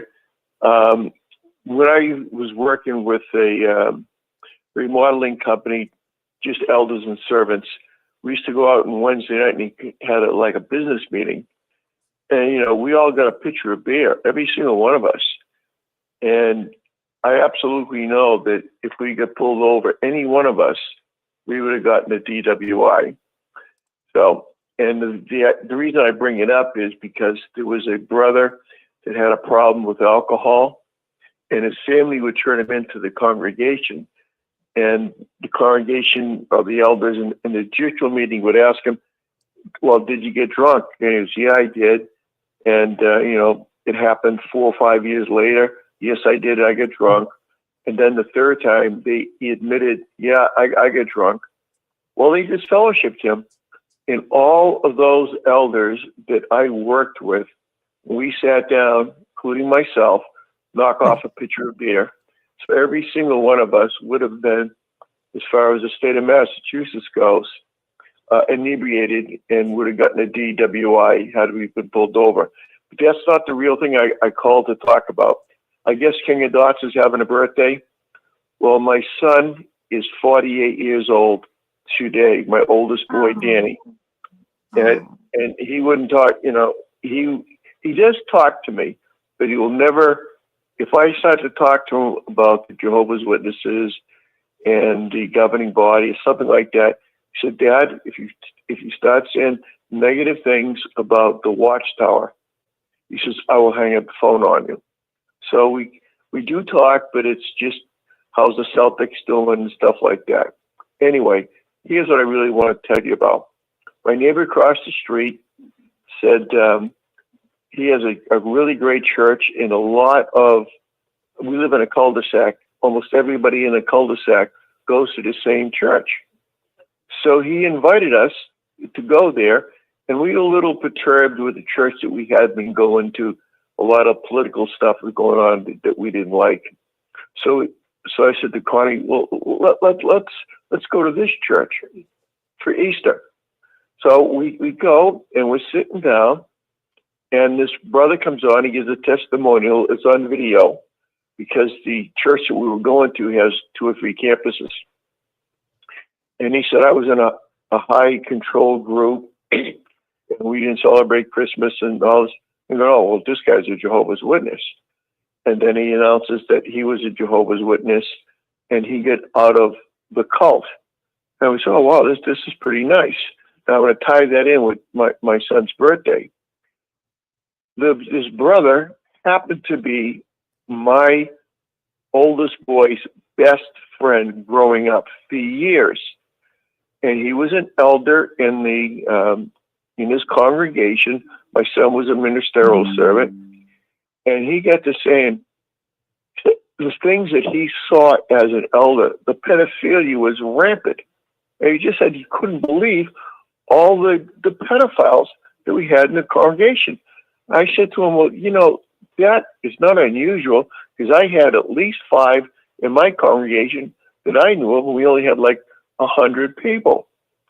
So he left the congregation, and my former brother-in-law, Everett McDonald, he went over to talk to him, and he says, I am so out of this organization.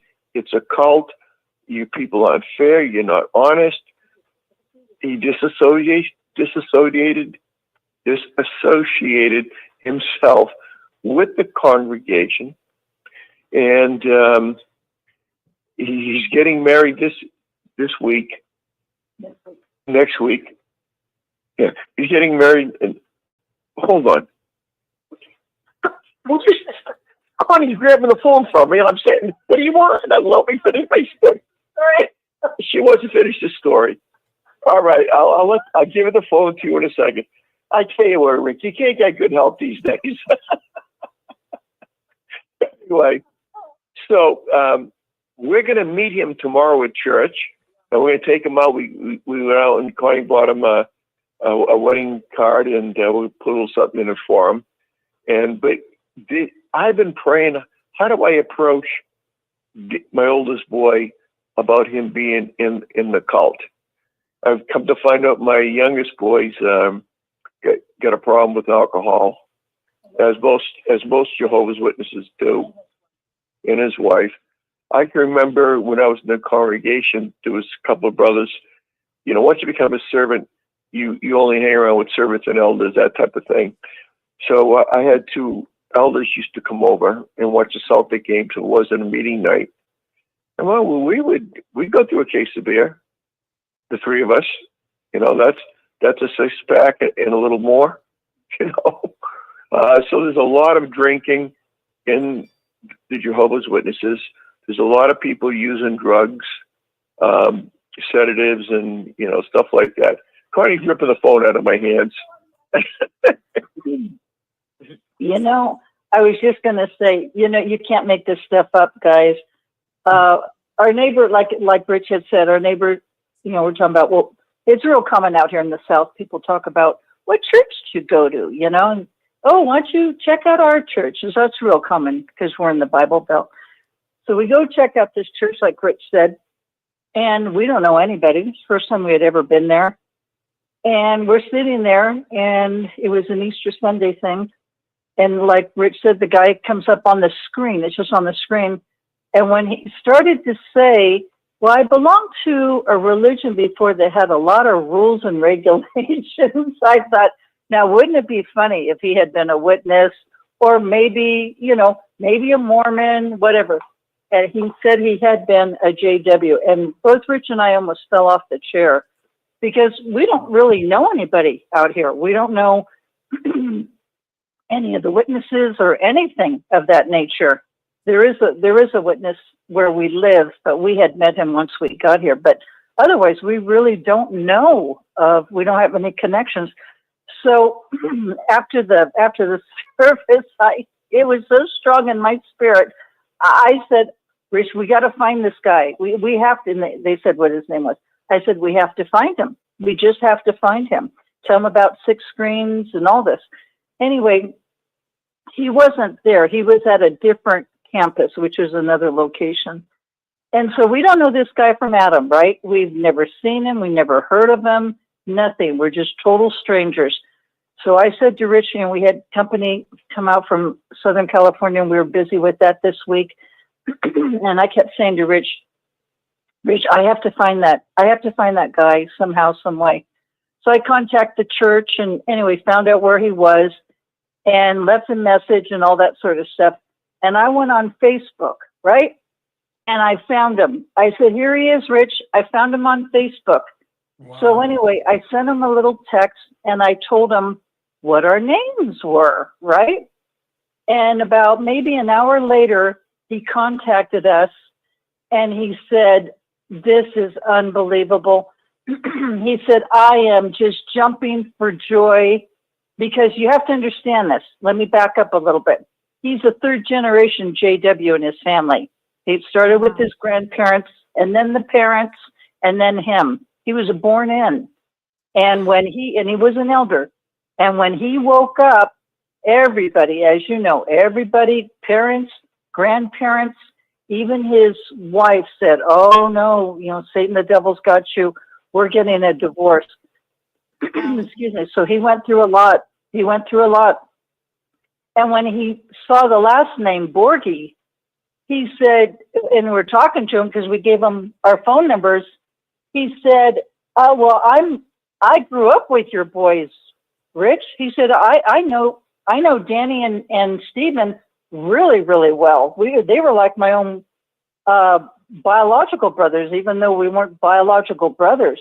And it was like, oh my gosh, you can't even make this stuff up. This is unbelievable. Oh, yeah. So anyway, he's a lovely person. And he's getting married to the dental hygienist who introduced him to this church. And I believe the wedding day, I know it's in May, but I believe it's next Saturday. And so tomorrow we are going to go meet him for the first time. And he sent us already pictures of him and Rich's 2 boys as they were growing up. And so I said, well, don't be surprised when you see Rich. I said, because Danny has Rich's blue eyes. So, and Rich was even asking, how tall is Stephen? And he said, oh, Stephen's 6'5", like I am, this brother had said. And it's like, wow, you guys are giants. Wow. So isn't that interesting? We had a great conversation with him. He was like, God is so good. I mean, to me, I don't believe in coincidences. I believe that this was all meant to be for a reason. Absolutely. That's amazing. Hey, Rick, well, let me finish up on the conversation. When he called us, he was saying the hypocrisy in the Watchtower, in his congregation, he says it was absolutely off the charts. He said, like, even myself, he goes, he was an elder. He became an elder 10 years, I guess. Yes. A long time elder. He said that the double standards for elders and for the rank and file, that was one thing. But he said he even really hated himself because he got addicted to porn. He said he's watching porn all night and come up and had a part on the district assembly, and he was given a keynote address. And the night before, he's watching some really sick porn. He didn't go into any details, but that's what he said. I don't want to give too much away. I'm hoping that after we meet him tomorrow and get to know him, he's going to go on his honeymoon, I assume. But in a month or two, I'm going to have him see if he wants to come over the house and be on the Connie and Dick program and tell us some more of what he knows. But he went to see he drove down to Florida, and Danny lives in Florida, my oldest boy. Went down to visit him, and my son Danny didn't want to talk to him. because he had, he gave a letter of disassociated himself. He wasn't disfellowshipped or anything else, but disassociated himself. And he's so happy to be out of that Watchtower. And, there's many, many stories like that. Well, I just wanted to tell you all that. And Thank you, Dick. King of Docs got me started on it because it was his birthday. It's my son's birthday. And I've been thinking of my son all day long. And I was praying, how do I approach him? But it's just God is good, and God is good all the time. And he's opening, I don't know how he's going to open this door, but he is going to open that door. I mean, you know what it's like to see a person on TV screen giving a testimonial? Then Connie tracks him down, then find out he's my son's best friend. Unbelievable. That's miracle. It's It amazing. really is. It is. Well, You want to hear one too? Can I share a short one, a real short one? Yeah. Me Go, and Dan. Angela don't go to any churches, but we went to one about a week ago. yeah. And I said, let's just go bother them. Let's go to the Bible study and let's just hassle everybody. Anyway, we went in there. Some guy walked up to us, some elder, and said, you remember you were here a couple of years ago? And we said, yeah. How's everybody?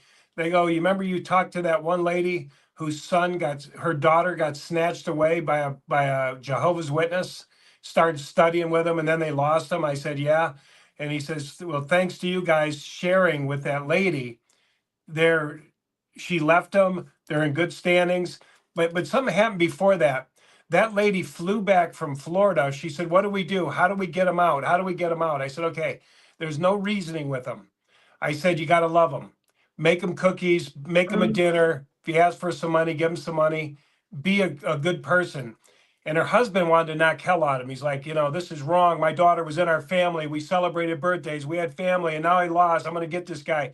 I said, no, don't even talk to him, because he was going to tell him about Jesus and all that. And I said, don't go there. You're not going to get him with reasoning. They went back. She made him cookies. She called us from Florida. She says, she said, I made him his best cookies. He got in a little financial problem. Her husband wrote him a little check, helped him out. Things were really good as of, I think, a year ago. She flew back to Florida. This lady, stranger, we didn't even know her, like Dick and Connie said, sat in our... Well, first of all, we had coffee with him for like 3 hours. Yeah, the very And first then time. she came alone to our home. And, they heeded every bit of that advice. Every bit. And she says it worked. Love works. Love works. The reasoning don't work. Love works. And she said, not that it don't work, but it does sometimes. But in this particular case, she said, I did that. We loved them. And the love spoke to us, a different part of them. And they woke up. Both of them stopped going to meetings. But this next time, 2 years later, elder just walked up to us and said, why don't you know some good news? She was able to break away. They got the daughter back. The guy ended up being very narcissistic and controlling and abusive. And she left him. And she's free. So think about that. I haven't been to that place in 2 years and showed up, and some guy walks up out of the blue, an elder, and says, hey, Dan, Angela, I just want you to know some good news. Isn't that something? Yeah, it's so cool. Same story. Yeah, I think you have the point there when you said the love speaks to a different part. That's right. I've had coincidence all my life, and it's always a good coincidence. And I think that if Dick met his son with the best friend as his sidekick, there's no way that duo would be turned away. Good because point. it's touching different parts of the brain and the heart. Right, that's right. And the voice is the voice of love, guys. The voice of love is a language, and we don't realize that. We got to share one time at that was a Witness for Jesus conference, and we said that love speaks to the soul that knows that voice. That soul is longing and just can't wait. That's why me and Angela both came out of the cult, because somebody loved us. Well, it's interesting too. Another thing that gets to the brain, the other side of the brain, is music. They reach people that you can't reach otherwise through music. It also hits the other side of the brain. And so anyway, it's interesting. I just thought about this, but my father, when I was going through my really, really bad time in the second cult that I was involved in, my dad, I was all alone and I was ostracized and I was being, kicked out.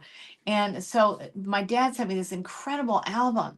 And I remember laying night after night after night, listening to this album all the way through and just crying and crying and crying because the words in it, and it wasn't religious. Well, maybe kind of, but mostly it was just, you know, you're not a You piece got of a junk, purpose. and that God loves you, and it just had all Has a kinds of plan for you. wonderful, God knows the plans He has for you, plans to prosper you, give you hope and a future, and the alabaster box, just about, God, the woman that washed, took her hair and put the oil on Jesus's feet and wiped it with her hair. That whole story and how how she's loved the alabaster box story. Anyway, it was a just wonderful album, and I'm telling you, it saved my life. And my dog did too. My mom gave me back my dog that I'd given back to her.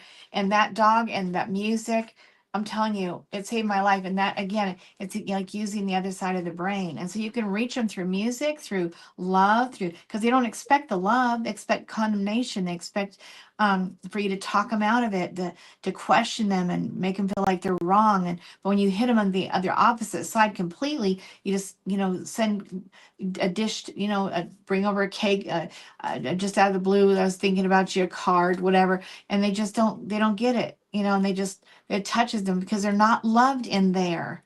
That's the thing. In my church either, you're not loved, you're only condemned. So when you get love, love, love, it's like, what? I thought the world was, evil. Why am I getting more love than I've ever felt From in my people whole that are life? in my faith. Right. And it's confusing and it touches their soul. So it's very Yeah, interesting. don't be afraid. I'll say one thing real quick. Don't be afraid to tell people you're an ex-Jehovah's Witness, because everybody's got one in their family, an uncle. True. We're real surprised when we go to a place, we say, yeah, we're an ex-Jehovah's Witness. And it's almost like a line starts to form in front of you. Can you tell me, I got this brother, we can't reach him. And I always say the same thing, love him, love him. They can't resist. It's alchemy. It's the most powerful alchemy in the world. It speaks to the soul. It's the voice that they hear. Anyway, someone Yeah, we else, gotta go. go ahead, guys. We'll shut up for Rick. Sorry. Well, I was going to say, guys, we really love that. With this brother, he was third generation, born and raised at JW. And like I've said to Rich, I said, it's one thing to leave the organization if you were a convert, but when you were born in, it's definitely more of a challenge. It And really I is. just have to say, yeah, I just we're not saying his name intentionally because, just for privacy purposes, for him. But I was just going to say that just think what he had to go through. I mean, he was born and raised at JW. That's all he knows. That's his whole entire world. That's why he related so well to Rich's boys, because they were born in as well and about the same age. So what's interesting about it is this, I'll call him brother because, he is one of our brothers. He was married to a sister. We don't know all the details on that, but we get the impression that they never had any children, which is common among a lot of JWs. But when he finally woke up, and I'm not quite sure how that came about, Rich, how he did wake up. We were on the phone maybe about a good hour and a half, and we didn't. Well, it was all hypocrisy that he saw. with judicial meetings. Yeah, he did see that, and he knew all about the pedophiles, or excuse me, the pedophilia with the pedophiles. And as we were talking to him, he knew about the Australian Royal Commission, and he loves J.W. Fax. He said, "Oh my gosh, J.W. Fax was incredible," because he's very logical. And I guess the point I'm trying to make here, that I have the utmost respect for him, is, well, he got his wife divorced him because he disassociated himself, and she wasn't going to go along with it. And he explained what his reasons were, but she wasn't going to buy it. She was going to still be a loyal JW. But the point I'm trying to make is they divorced. He lost his parents. He lost his wife. He lost his grandparents. He lost absolutely everybody. And I don't know if he said he was suicidal, Rich, or not. His parents, his grandparents are not coming to his wedding. Oh yeah, no, nothing. So he's going to the dentist, right? He's going to the dentist. He left about 6 years ago. He woke up and left about 6 years ago, disassociated. But anyway, he was going to the dentist, and the dental hygienist happened to just invite him to church. And he thought, "Oh no, I can't go to church. That's Christendom, Babylon the Great. I can't do that." So anyway, I guess after some time, he decided okay, I'll go to church. What do I have to lose? I'm not a witness anymore. And this is the lady that's his fiance that he's getting married to next week. Wow. So Wow. I guess the point I'm trying to make is, we know witnesses are listening or PMOs or whatever. And, it's really scary to make a big jump. It's like you're in your safety zone, being a witness. You've got your family. Even if you're a PMO, you don't necessarily believe it. You have 1 foot in, 1 foot out. But look at the jump that he made. He was a person of, authenticity, where he had to be true to himself because he realized that it was false teachings, it's hypocrisy, it's really not the truth. I mean, that's the bottom line. And he left everybody behind to take a chance in his life to be able to venture into new waters and have a new beginning in his life. And oh my gosh, look at how his life is turning out. He found this woman, they fell in love, they're getting married. And even Rich gave him a call today, and I thought this was very sweet. And we had talked about this before Rich called, and we've decided that we want to adopt him, and we would be like his parents that he I love lost. it, Connie. Oh, I Yeah, love it. yeah, Yes. That's yeah. so great. Because, I So had a lot of the same things that he went through happen to me.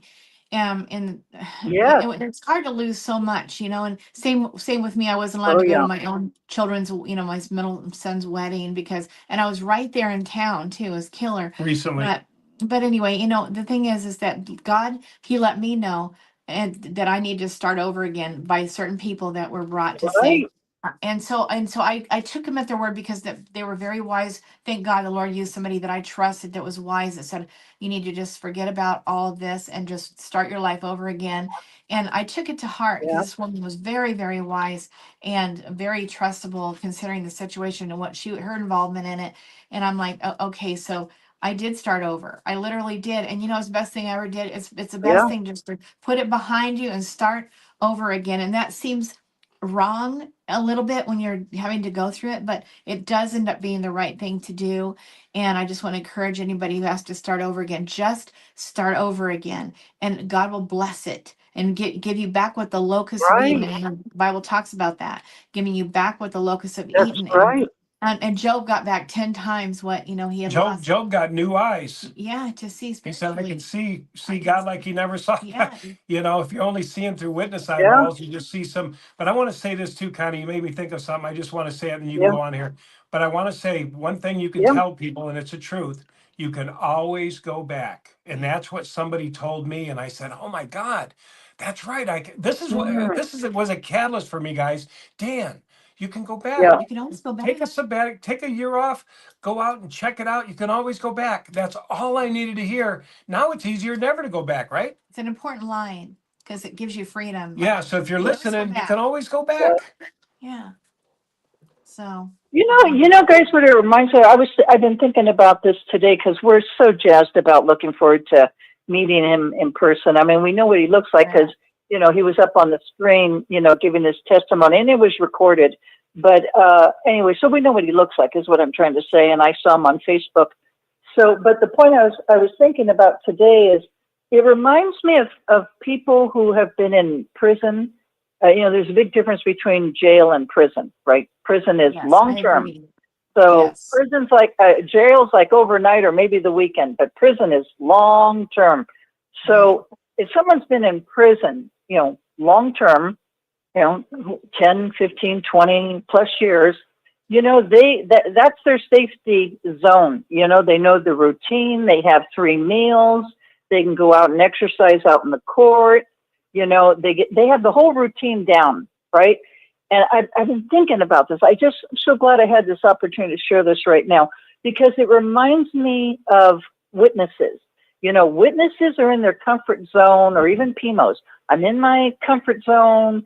I've got my family. I don't necessarily believe it, but I've got the routine down. I've got everything in order, the meetings, the whole drill, right? But God forbid I ever leave the organization. It's so darn scary out there in the world. It reminds me of a prisoner that has an opportunity to be able to be paroled, to go out in the real world and start a new life, right? I got a new life, a new beginning. Like the Bible says, 8 is the new beginning. But the thing is, oh, I'm so terrified. Why am I so terrified? Oh, because then I got to go out and get a real job. And I have to get a real job, and I have to, how am I going to get a real job when I got a felony record, you know? And how am I going to pay the rent and all my expenses? But it's so much easier to be in prison, institutionalized, because I don't have to take care of anything. Everything's done for me. You know, my thinking, everything is all done. It's all institutionalized. And that's how witnesses are. They're afraid, you know, to, even if they don't believe it. Oh, I'm so afraid to go out in the world because, you know, because then it's a whole different world. I'm so afraid. It's all satanic. But you know what? It really is not. And who wants to be in bondage the rest of their life? And do you really want to go through your life and look back, you know, when you're on your deathbed and say, wow, I shoulda, coulda, woulda, you know, left the organization even though I didn't believe it, and I wasted all those years? What kind of life could I ever have had if I left the organization and had a new beginning? And, you know, I just wanted to share that with everybody. Yes, it does take courage, but you know what? It is so well worth it. And we're so proud of our friend. I almost said his name. You know, he's a young man. You know, he's in his 40s. You know, he's midlife, and he still has plenty of years ahead of him. And I'm sure he went through a tremendous amount of pain and suffering, losing his wife. And like I said, 3rd generation. And yet, look at, he is getting married to a beautiful woman. I think she has a little girl, I thought he said. So he's going to be instantly a daddy, a stepdaddy. And, you know, we're just so proud of him. That takes so much courage. And, you know, he deserves the best life. And so does everybody else that's on here listening to the show. You deserve the very, very best. You're the only one that can make that decision for yourself. Yes. So thank you.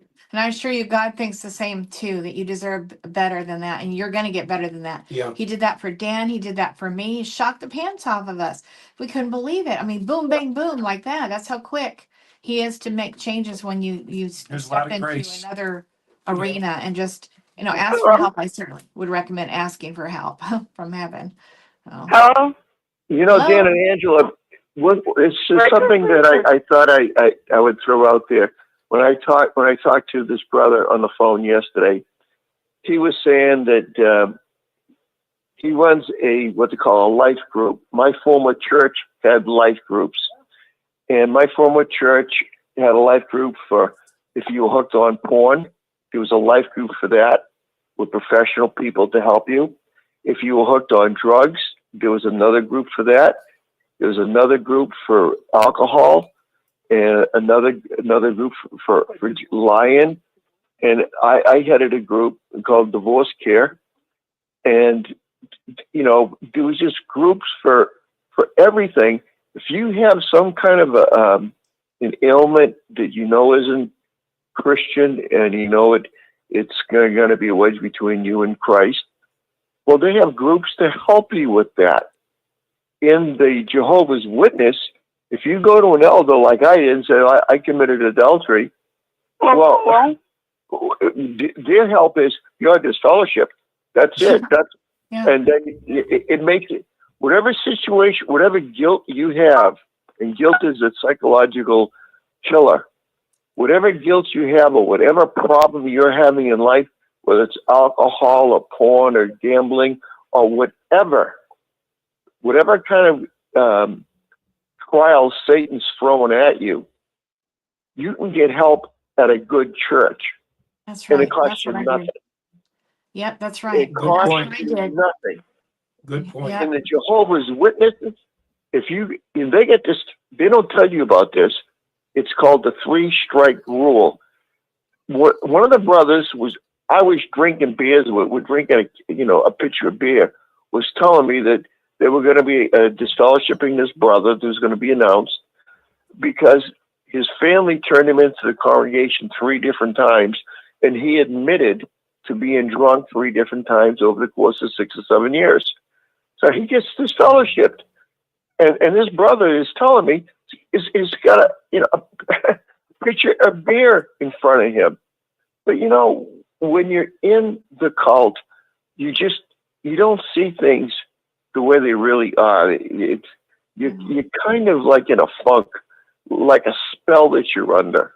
Yeah. And Yes, that's the definitely. Watchtower. Yep, there's a spell, and it's just terrible. It And is they're terrible. ruining people's lives. And the governing body is getting filthy rich, and the people that own stock in the Watchtower, the corporation, they're getting filthy rich off of the backs of Jehovah's Witnesses, the poor guys that are going knocking on people's doors and building quick bills and donating their house to the worldwide witnessing work. Those people are getting filthy rich, and you can see it. You can see Jeffrey Jackson driving a Bentley. How the heck do you justify that? For those that don't know, Bentleys are built at the same factory the Rolls Royces are, and they started at $500,000 car. Unbelievable.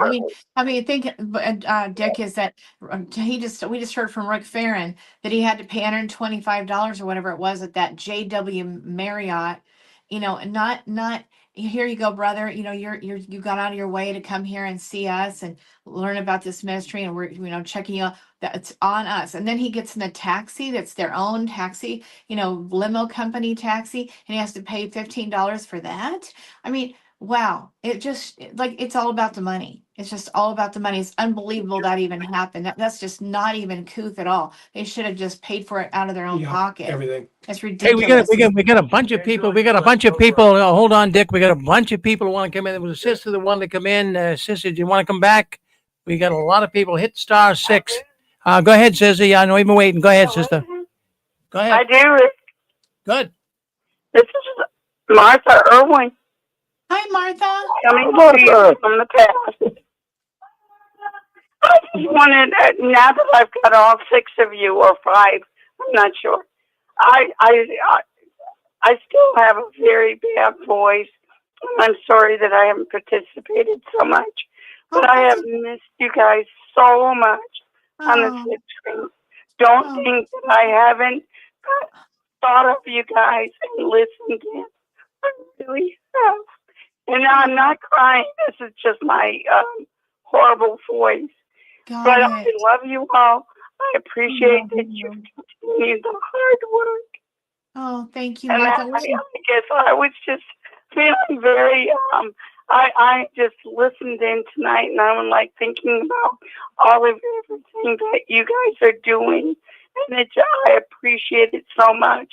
When I think back to the 80s and so when I first got out of the Watchtower and was waking up, I had no support group like what you guys have been doing. And I just love you all for doing that. And that's all I want to say. And there's a big smile on my face. Don't think just because I can't talk that I have a bigger voice. Okay. Thank you. Oh, just love what you're doing. Okay, but I think that's about all I can give you tonight. Okay, well, God bless your voice, Mia, Martha. we have to tell you something. Mia, we have to tell you something very important, honey. Can you hear us? I can hear. Okay, love. Okay, you know Everett? You know Everett? Yeah. Yes. Okay, well, this brother said, I know, honey, he disfellowshipped you. And you weren't quite sure if he was still in the organization. And we were talking to this young man. And we just wanted to tell you, Everett was on his judicial committee meeting, right, Rich? Mm-hmm. Yeah, so he's still an elder. Just wanted to let you know that. Crazy. Crazy. Yeah. Did you hear me? I can imagine. Yeah, she said crazy, I think. His wife. I know. Was my best friend in high school. I know. So that's the lowdown. He's still in the organization. Maybe he stepped down because of his daughter's behavior, getting to fellowship, but maybe down the road he's obviously an elder now. So when this young man told us, I said to Rich, I said, wow, we need to tell Mia this because this is really important. And then you're on tonight, so. Wow. It's great to hear her voice. Up in Taylor's. Next time you're up in Taylor's. Okay. Just Yeah, go honey. ahead. Okay. Okay, sweetheart. We love you, Mia. Thank you, Martha. Bye. Love Okay, you. sweetie. Well, we want to thank Mia for coming on. Mia, we think about you. I think about you the other day, and I hope all gets well with your voice. I've been kind of losing my voice here too. I hope it gets better for you. I don't know if our vocal cords, as we get older, start giving us trouble. Or I know one thing is allergies here. They give me a lot of trouble. It chokes me right up. But good to hear from you. No matter what voice you come in on, Mia, we love you and thank you for coming on. Appreciate it. And Mia, maybe try taking some Benadryl just to see if it does anything. If this makes any sense, maybe not. But anyway, it could be like that. Well, you're on JW. Well, not JW World News. That's coming up next. You're on the Barbara Anderson program. We're filling in for Barbara today. Now, let me just give you a little idea. Let me give you a little idea talking to Barbara today. And this week, I got an email about the convention from a Spanish film company. They're doing an international documentary all about the Jehovah's Witnesses. And the woman wrote me, she got wind of the convention, and she's going to be interviewing me next week. She's interviewing a number of ex-witnesses for this documentary that they're putting out worldwide, evidently. So I'm going next week on this interview. But what they're doing is, and this is what the plans are. Now, plans can change, friends. Believe me, we know we're living in a world of changes. But what they're doing, I was talking to Barbara Anderson tonight, the film company wants Barbara in this series. It's going to be like a story being told about the witnesses. And they're before the convention, sometime before August 1st in July of 2025, this film crew is a pretty substantial group over there. It's a big company. And they're coming out to Barbara Anderson's house in Tennessee. And they know that she knows a lot about where the bones are buried in the Watchtower. So they want to film Barbara getting on the plane to come to Boston, to come to the convention. And they're going to be filming her there and interviewing people there and talking with people. And so the film company more or less suggested to me that if anyone wants to come forward and speak with them, they would love to have that, because they really want to expose the Jehovah's Witnesses, as many countries are doing right now. So this looks like a pretty large undertaking for this company. And they want to make it like a little story. I'm not sure how it's going to develop, but they want to come to the convention. So that's going to be of interest. That's going to be of interest. Awesome. Well, see, this is a history. And in fact, I'm echoing what I've been reading online. If you punch in "still alive in 2025 convention of ex-Jehovah's Witnesses," you should see what comes up on Chat GPT and AI. They picked up on this. They're calling it an historic event. They're calling this the first of its kind historic event, where former Jehovah's Witnesses are coming together to discuss their trek in the Watchtower. So it's getting a lot of spin online. I'm going to start advertising in 2 weeks on Reddit, Facebook, and YouTube. So we right now have about 300 people that are coming, and we hope to get 500. Friends, it could even exceed that. But the hotel where we're having the event is getting very nervous. I was talking to them the other day. People are booking rooms evidently like crazy, and they're getting nervous. They got me aside. They said, "Now, Rick, how many people do you expect are going to be coming here?" I says, "Well, in the beginning when we talked a year and a half ago, I told you maybe upwards of 500. Well, she says, we're pushing it. We can probably do that, but we're really pushing it. But any over that, we're going to have a real trouble here. We can't fit that many people in the building." So, what's going to happen is it's going to be live streamed. So the people getting the tickets, and your tickets are coming in, Dan and Angela, but people who have the tickets, they're numbered. The numbers are from 1 to 300. If you have that, then you get a seat in the main auditorium. If not, there's a large hallway adjacent to the auditorium that we could probably put another 150, 200 seats in. So, we can get them in. But if you really want to come to the convention, write me at jwworldnews@gmail.com, and I get the tickets out. I've been sending them out like crazy. And the other thing, we're going to have a bunch of speakers there, high-profile speakers. We're working on getting Erwin Zalkin either there in person or on the internet stream. He, of course, is the lawyer against the Watchtower. He deals with the pedophilia cases ex-witnesses and witnesses bring against the organization.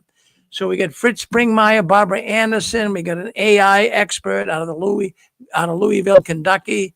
She's a lead professor of AI. She's going to talk about how the Watchtower is using artificial intelligence.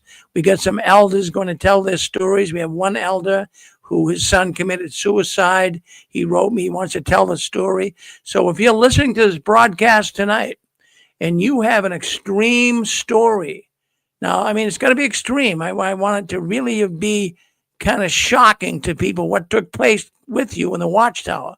Write me at jwworldnews@gmail.com, and I'm going to give you a spot on the floor. Now, all those people, too, that have programs on the 6 screens, including Dan and Angela, they got a spot. Dick and Constance, Anne Marie, Touched by the Tentacles, all the people who have programs will also have a spot. Now, this is going to be live streamed all around the world, and it's going to, in the live stream, I'm expecting upwards of 4,000 to 5,000 listening in live. It could go higher than that, but that'll be live. But this will really be an event that when you leave, you're going to be saying, are we going to have one next year? They're going to be saying that. You'll be hitting your head on the doorpost on the way out. Now, we really have to hit a home run here. We got to make this really a momentous, enlightening occasion. I want people, when they're leaving, to not want to leave. I'm hoping they say, Jesus, I want to stay here forever. So you can stay up here with us afterwards. If you want to come to Boston for a vacation. Hey, friends, we're part of the United States up here. Some people think we're not, but we are. And we got some real history. If you saw it the other day on Patriots Day, that was where the first shot was heard around the world. That's where Paul Revere and George Washington and all those great patriots, that's where it all started, right up here in Boston. That's 20 minutes from the convention site in Lexington and Concord, Massachusetts. So you'll be able to go there and see that. We got mountains, we got beaches, we got everything you need up here in Massachusetts. So if you can come up and see us, we certainly would love that. So anyways, if anyone, yeah, go ahead. What a phone. This is Tim from New Jersey. I told you my computer's not working and I want a ticket to the convention because I want to come up. I think you tell me with somebody else. That's right, Kim. I think I tried to call you the other day. I don't know what happened. I started calling. I don't know if it was busy or what, but I'll get a hold of you this week. I got your number, so I'll call you. I do have a phone. You got to be able to reach me. Well, if it comes through, so if I can't give you unflat. Well, okay, but what happens? I do have your number. I mean, the number you're calling in here tonight, is that the number you want me to call you on? Yes, it is. It is. All right, that's the number I believe I use. But here's the thing. Yeah. I might not. I don't know what it is. I have AT&T, and sometimes my business name comes through. The business name is called Yipes Stripes. Sometimes they put.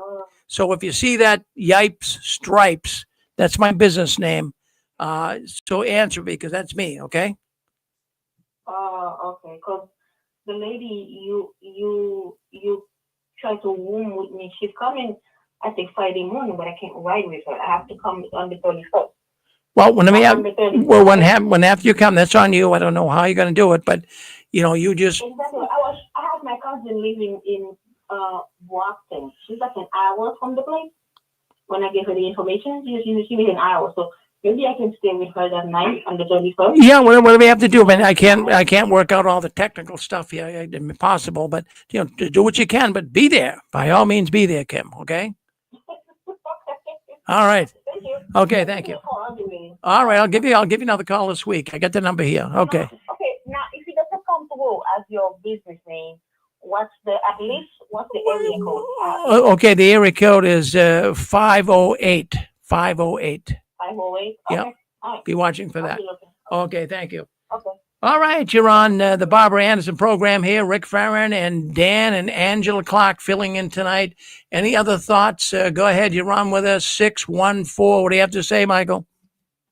Hey, how you doing? These are three of my favorite people on the show tonight. So I thought I'd just give you a call and ask these questions I've been wondering for a long time.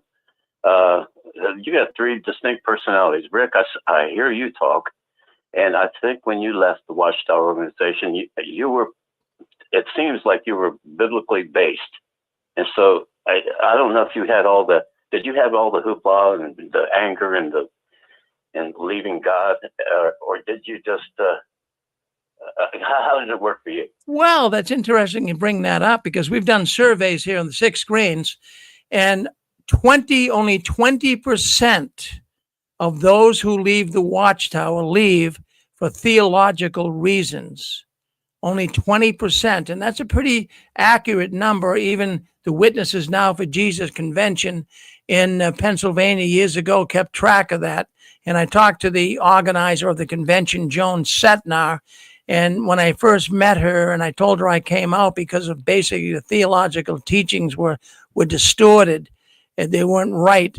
And she says only 20%. And I kind of summarized that up by surveys we've done here for the last 20 years.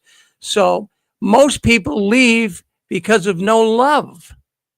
That's why most people leave the organization because there's no love. They're slighted. They feel like, hey, come on, I feel like the monkey here, the third monkey on Noah's Ark. I don't fit in.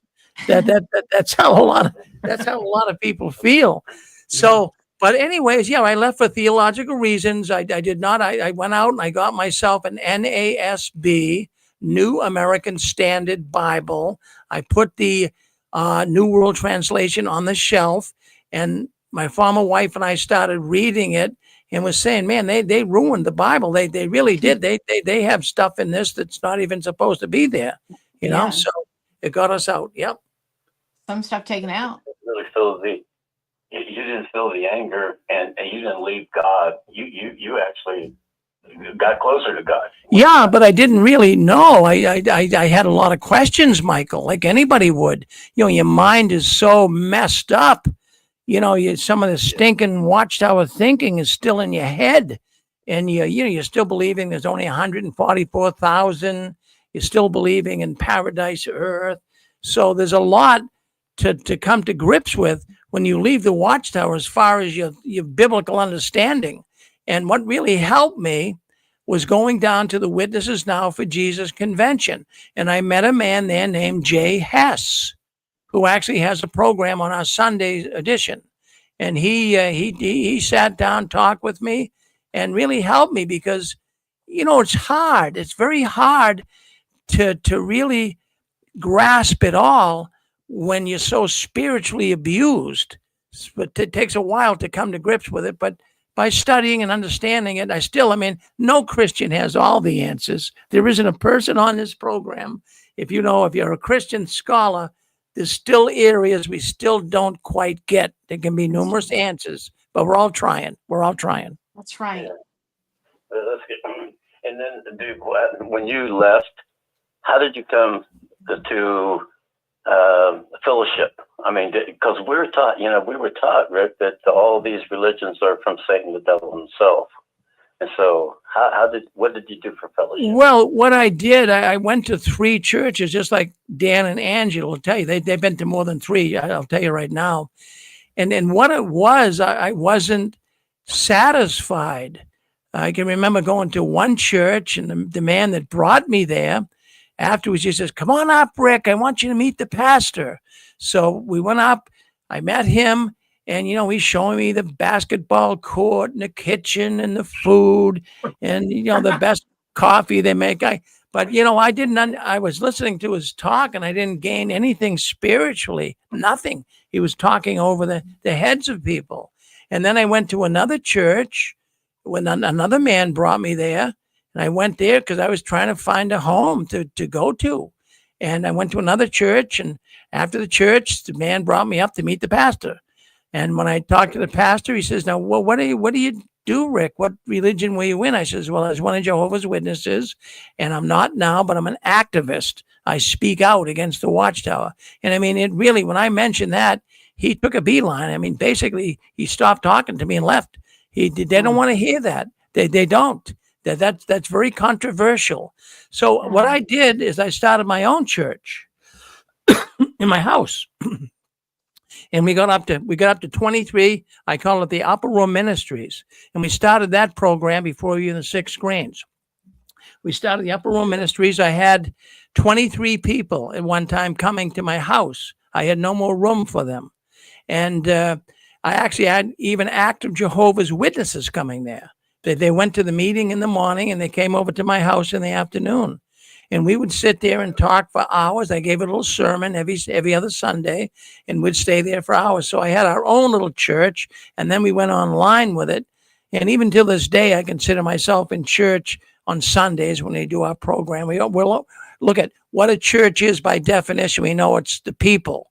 But even to carry it even further, when 2 or 3 are gathered in the name of Christ, then that's a church. You're meeting in a church. That's right. So that's the way I look at it. If I find a good church, I'll definitely go. I'm not holding against it, but I certainly would go if I could find a good one. Yes.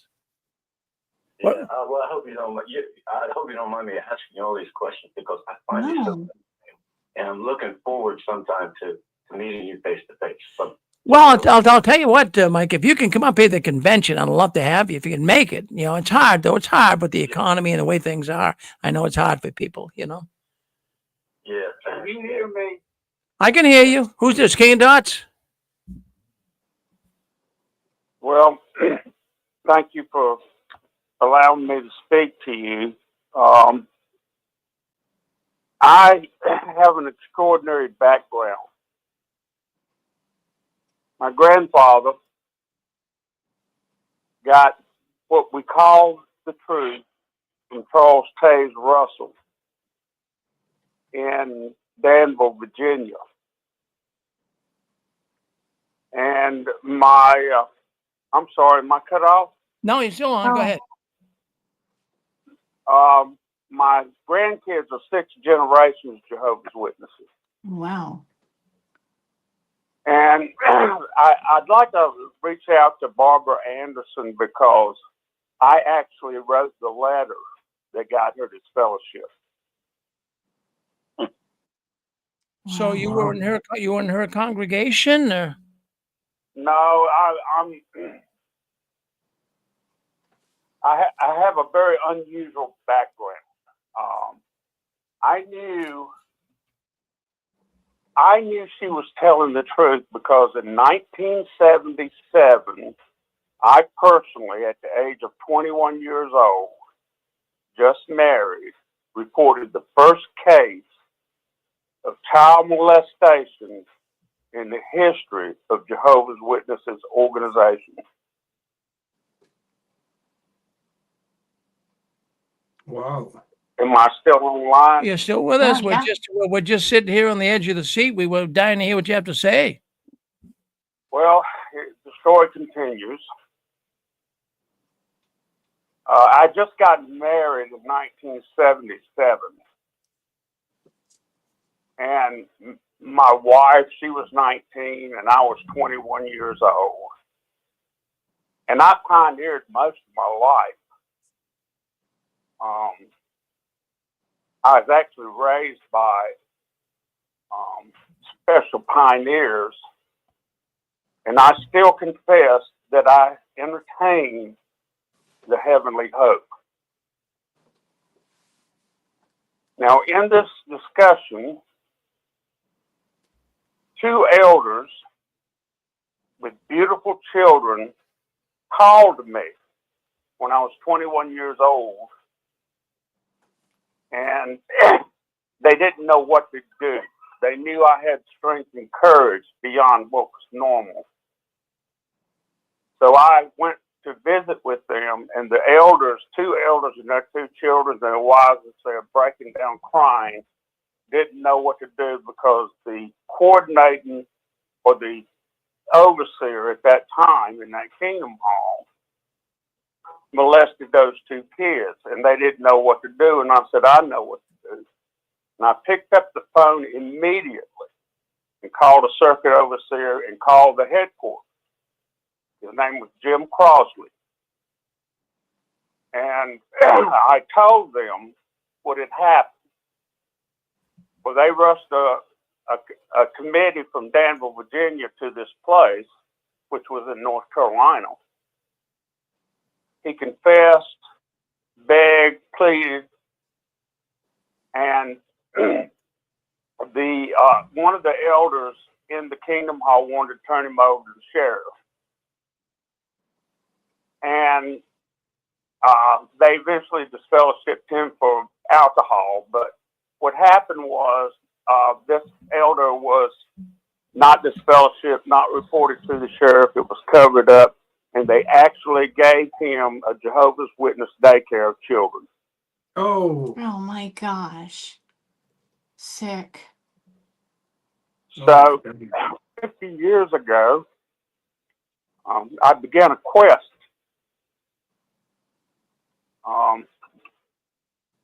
Knowing the truth all the way up to today.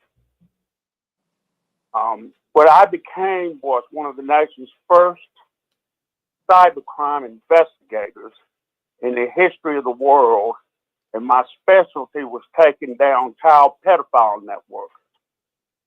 I worked with the FBI team that took down the Vatican, took down the Russian mafia. And now my investigation is starting to look into the systematic prevention of child abuse in the congregation, and it goes from the top down, starting with Anthony Morris. Yay. Wow. Yes. So are you saying, brother, you saying Anthony was a pedophile? Yes. Oh boy. Oh wow. So that's why he got just. He makes the profile because he studied with the witnesses in 1970, but he was in Tet in Vietnam as a medic, and he went after trauma after trauma after trauma after trauma, and he was raised a Catholic. So that's why he was so black and white judgmental all the way until the time he got booted out. Not just for drinking, but for pedophilia. Interesting. Wow. Holy shit. So, I mean, you're not really saying that allegedly. I mean, you kind of know this as a fact. I'm an expert. Well, we've kind of brought that up from time to time on the 6 screens. We've talked about it, but we could never present it. Yeah. Well, it gets. I have an obligation. Now, if you go back and read the August 2024 Watchtower, 5 articles breaking down the disgusting disfellowshipping practices and how it's going to change, that article was basically written by me.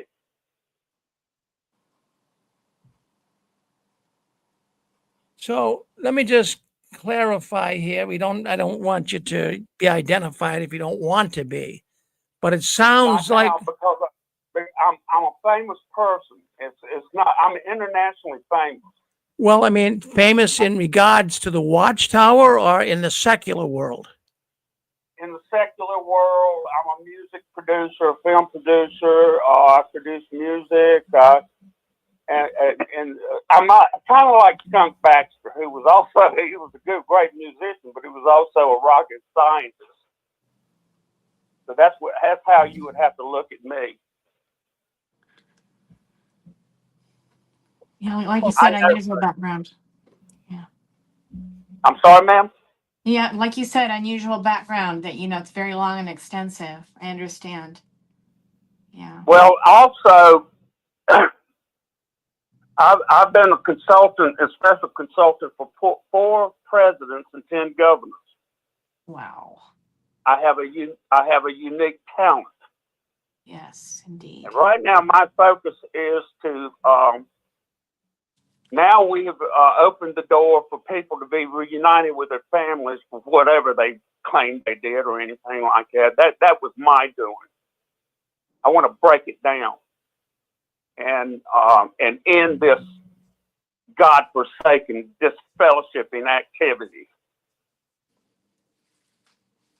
Yes.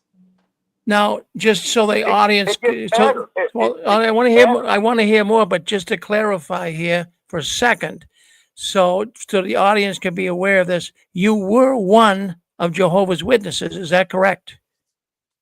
I was born a Jehovah's Yeah, Witness. you said. I'm just saying it for the audience so they can, because we have a whole lot more people that just dialed in.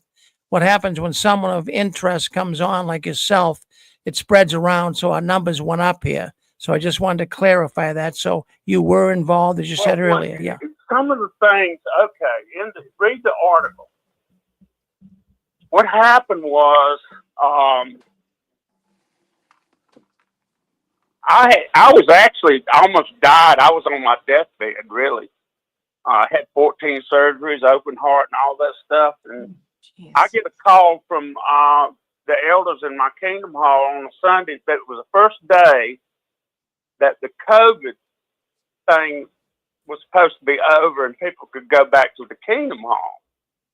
And what they did was I get a call on the first day on Sunday. They told me to come over because in 4 hours I was going to be disfellowshipped on Zoom. And I was so sick. I mean, 2 weeks later, they almost had to amputate my leg. That's how bad it was. I was dying. I said, I couldn't come over. I said, I can't do this. I told them, I said, I can't do this. They just fellowshipped me anyway. On Zoom. Now, the problem is, not only did they disfellowship and announce it on Zoom, they held my committee on Zoom with my family in Louisiana. And I'm in North Carolina. That's what they disfellowshipped me on Zoom.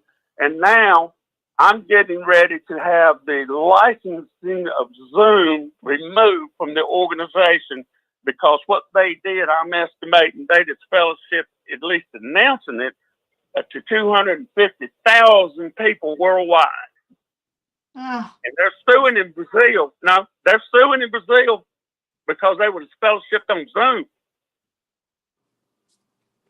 Wow. So I'm actually, as long as the organization obeys what I tell them to do, and that's what I'm doing, we're going to fix a lot of problems, and we're going to clear some names.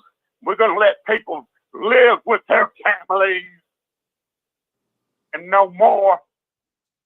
No more. Amen. Have a good day. Amen.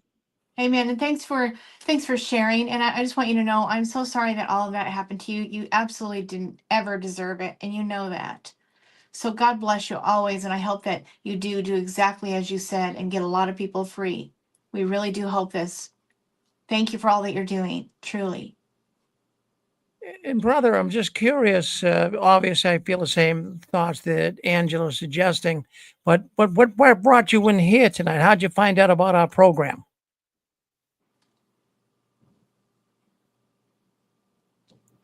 You still there with us? He is crying, Rick. Just couldn't take it. What an amazing person.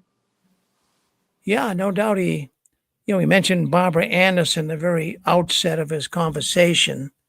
Yeah. So I guess he has been in contact with her. He sounds somewhat, he's very credible. I mean, there's no reason to disbelieve what he's saying.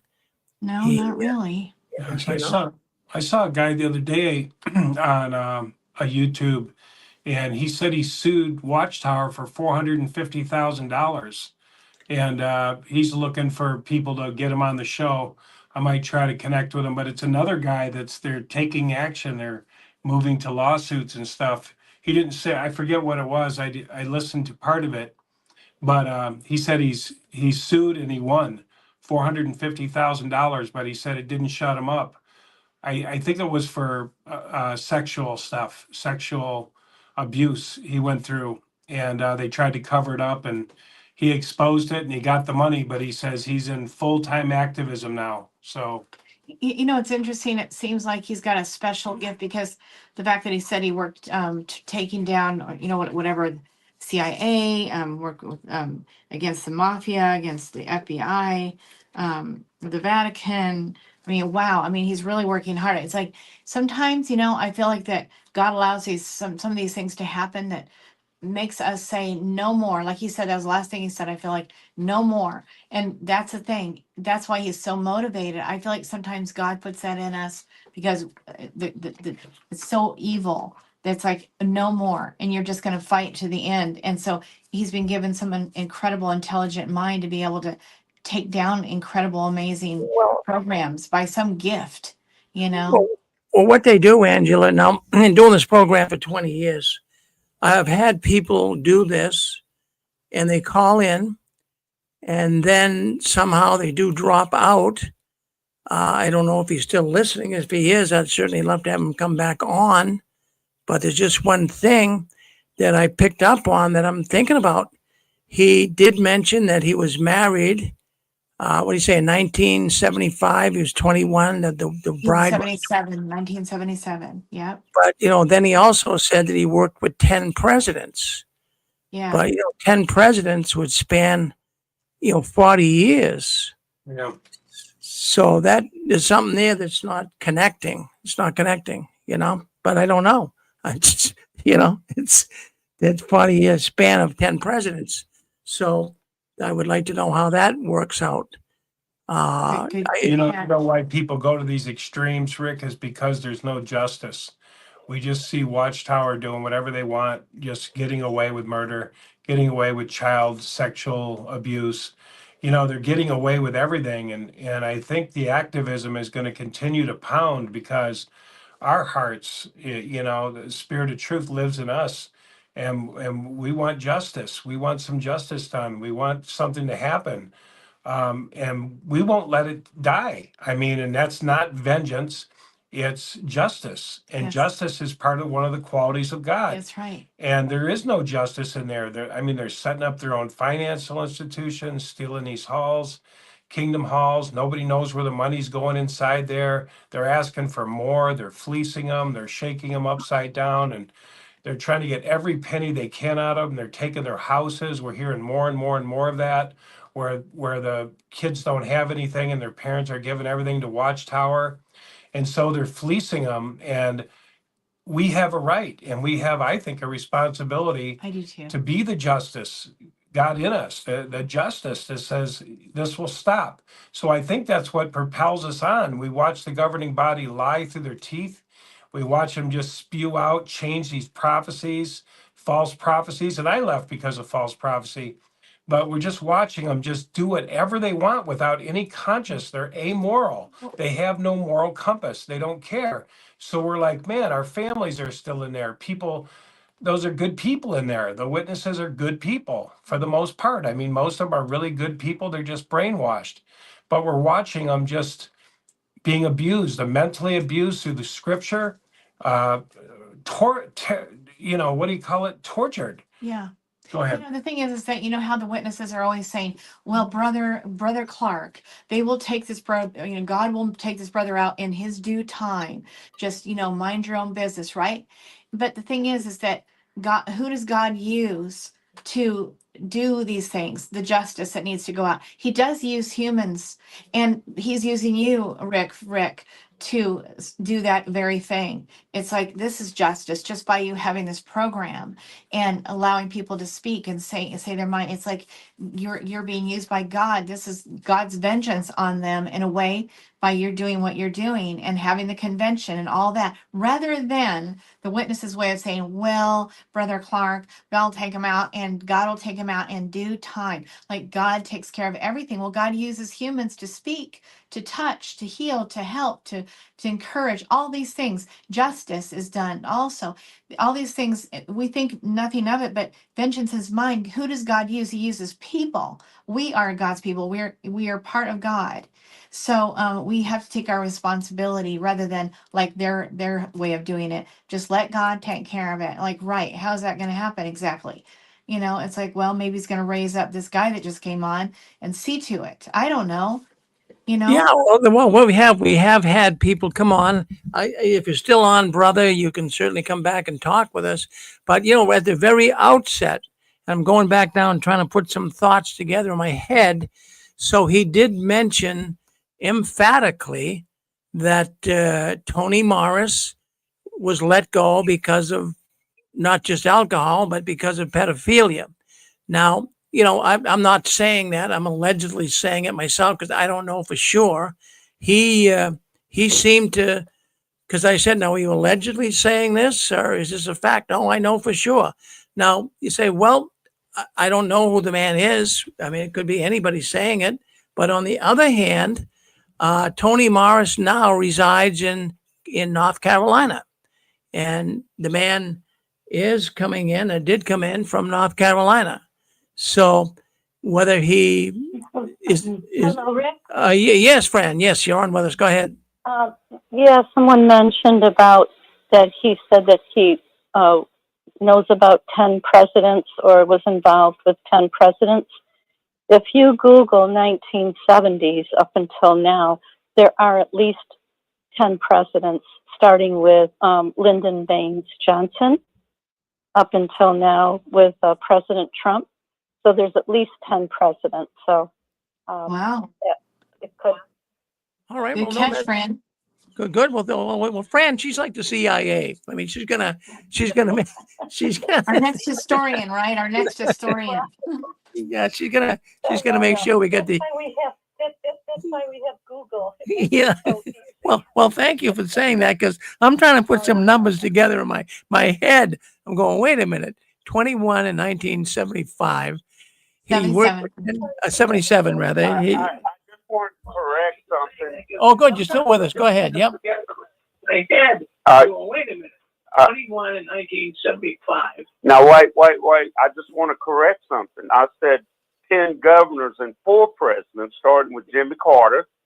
I was a nuclear engineer and made the first video for him and the first walking robot. And I'm the last surviving member of the 3 Mile Island recovery team. And so I could go on and on up to the Bush administration, all the way up to today, and I'm still active. So you got it wrong. It's not 10 presidents, 10 governors. Thank you. Well, I stand corrected. I'm sorry, brother, because I'm listening intently. You got me on the edge of my seat. You really do. Yeah. So the whole audience, you got the whole audience kind of. I think that what really got them thinking is what you say about Tony Morris. Now, did you know him personally? I just brought the fact up that you're in North Carolina. I did not know him personally. The investigation began between me and Tony Morris. And I wrote the letter that sparred the August 2024 Watchtower, giving some relief to people who are disfellowshipped.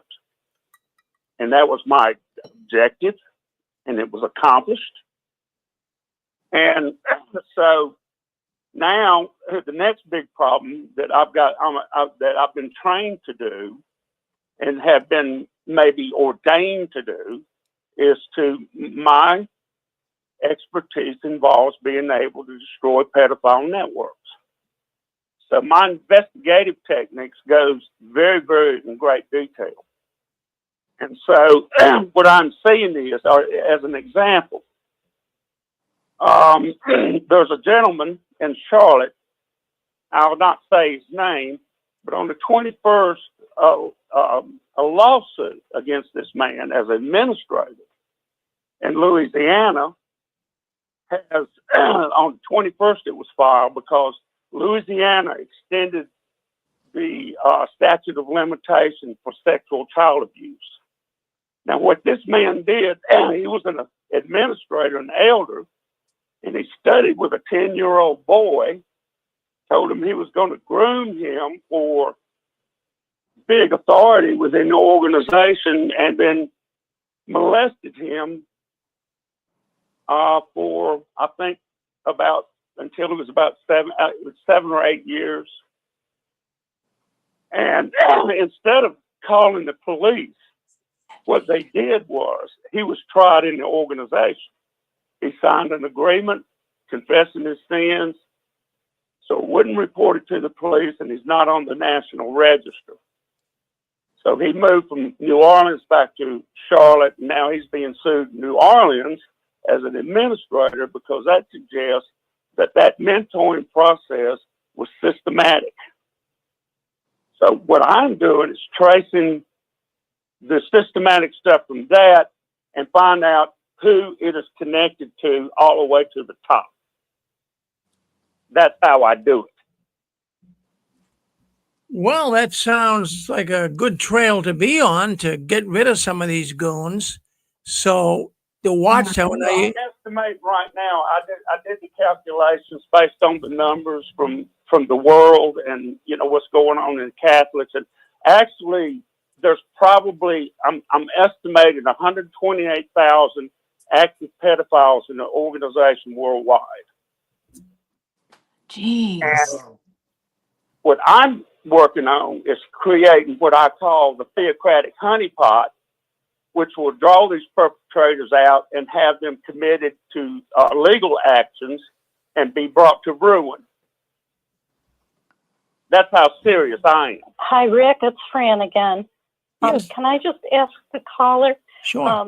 We had Rick had Stephanie Lynn Carson on about a few weeks back. I'm not sure exactly, and she's involved in investigation with the pedophiles, and she's got investigators and lawyers. Can you repeat that again? I'm trying. I Okay. couldn't hear. Can you repeat that, please? Yes. Can you hear me? Yes, ma'am. Yes. Okay. The ex-sister is Stephanie Lynn Carson. She's involved in a investigation with investigators and lawyers, and sent out a Watchtower petition for redress questionnaire. And a lot of us have filled it out and sent it in. They're trying to get as many people coming forward that were sexually abused, physically abused in the Watchtower. And I just wondered if you had heard of her. No, I have not. I mean, this is my first public statement in the world. Okay. I have access, if I want to, click a mouse and send out messages to over 10 million people because of my entertainment status. Let's put it that way. Okay. Which I'm not interested in discussing, but what I'm saying to you is that, are you suggesting that I look into what she's doing? Well, we can connect you. My husband and I were Jehovah's Witnesses, and we left during the pandemic. And our goal has been to connect XJWs together. And Stephanie got in touch with us. She came on Rick's program. We do a Wednesday night call-in program like Rick does. Can I ask you why you left during COVID? Because we found out about the child sexual abuse. We raised 4 children, never had an idea about pedophiles in the organization until my husband went online, and then we found out about the Australian Royal Commission in Australia. Right. I'm familiar with that. Yeah. And it made us sick to our stomach knowing that we raised our 4 children and that they could have been abused. And so we we said we cannot support an organization that hides child sexual abuse. Well, I mean, guilty. And I mean, protecting them. the organization is guilty, and I'll tell you, I've been carrying that burden for 50 years. As I said, I was the first one that reported the first case of child abuse in the history of the organization. That is no lie. I don't. And so, yep, that's good. So I've carried that burden a long time, and I've had faith in the organization, the governing body. They'll take care of it. They'll take care of it. They're going to fix it. They're going to. Yeah, fix that's it. what they. They're That's what they told us. That's what the elders told us. We went to the elders, my husband and I, and that's what they told us. And even an ex-CO, a circuit overseer that studied with us when we came in 1985, he said that we're working on it. Yes, it's a problem, but we're working on it. And we said, that's not good enough. Why don't you report this to the police? Okay, let me tell you something. The reason is, let me give you the legal reason why they're doing it. The legal reason is because they are misapplying the two-witness rule. Now, and I'm bringing this up, I mean, in the scripture and stuff, they're misapplying the two-witness rule. And in the ancient days, first century, when they so-called Dysfellowshipping person, they went right back out and got them within a couple of months and brought them back. Not here. You have to go on and on and on and on. So, as we look forward onto that, this whole nonsense that has occurred is going to, and I got to say this, when I was raised with special pioneers and anointed, I mean, I was surrounded by all that. And yes, I profess to have the heavenly hope, and I still do. I won't give that up. However, as we focus on the truth of the thing, back in the old days, we used to talk about, when I was just a child, going out in service with 4 special pioneers. And what an education that was. We said that we talked about the prophecy that one day the organization will be destroyed. And I thought about that for years and years and years. And now I see how it's going to happen. The organization is going to be banned worldwide. And then after that, we're going to see what Jehovah does. Brother, if I may say, I have Charles Taze Russell's autograph in my family Bible. And the grievous wolves. Who is this? This is Pixie. Okay. The grievous wolves have been in this organization, PREY, preying on children, since at least 1964, and probably prior to that. And Barbara Anderson says since 1940s, and some people say since Charles Taze Russell himself. So I applaud you if you turned somebody in and called the police. I applaud you, but you're not the first one to know of this. Well, that is a, let's say I'm maybe the first one documented. I may be the first one documented, but no, pedophilia goes back since Adam and Eve. Well, sir, I had someone in my home that did not harm me, but he was harming his own children, and he used the Bible improperly with the story of Lot and his daughters to justify his mental illness and violence toward children. I'm sorry, that's sick. That's very sick. I mean, and that was in about 1967. So this ain't new to the parlance we have in Virginia. Well, okay, and I know I'll stand corrected and bow before your intellect. And I also know that Anton Kerber, who was of the governing body and a traveling overseer up and down the East Coast, was preying on young boys. And that was also in the 60s, sir. I've used the word ring. I stand by it. Nice talking to you. Keep up your work. Well, I bow to your intellect. Well, it's not about my ego, sir. It's about helping. Thank you. Yeah. You know, I'd like to correct misinformation, if I can. Go ahead, King of Dots. Yeah, I said something that was inaccurate last week, and it's only because I had the egomaniacal thought I'd go back for the first time ever and see what I said on 6 screens. I said the congregation overseer's wife, who didn't talk to me for 5 years, was an unwed mother. No, it was her daughter. She was 18. My wife is an unwed mother twice. So she tried to take this girl under the wing, the congregation overseer's daughter, who was unwed. And she had a really good Bible study in the apartment next door to us.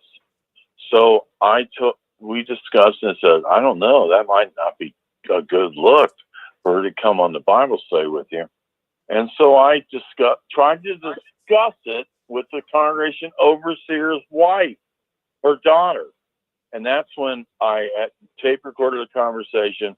I cut it off and just let it go on and didn't listen to it at all. I don't know what she said to this day, and I tape recorded over it. But these people next door, she got baptized, okay? Her husband was like one of these paramilitary people going out in the wilderness with guns. He showed us all his stuff. One door next to us, machine guns, gas cannons, all kinds of crap, man. He had it all, man.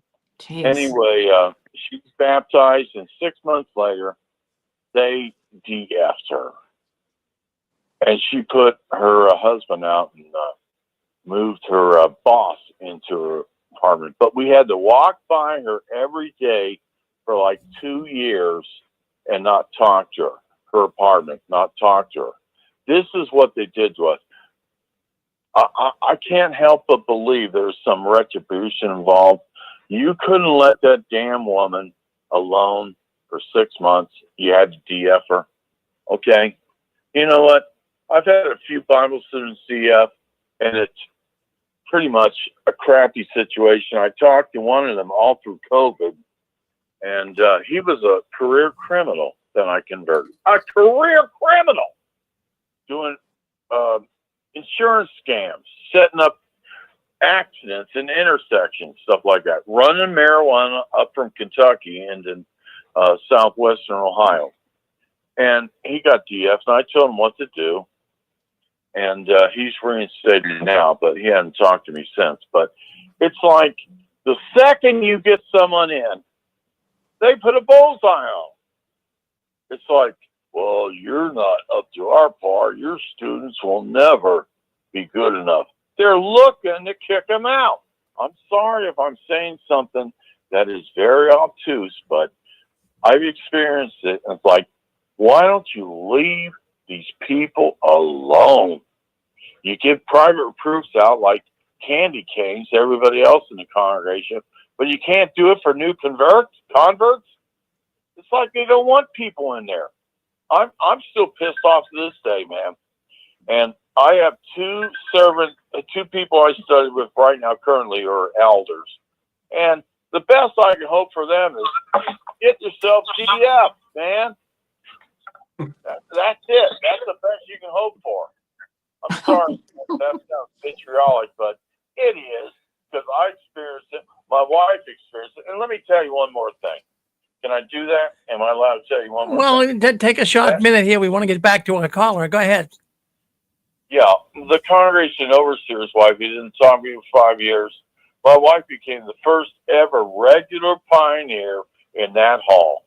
I was the first person ever baptized in that hall. They attacked me.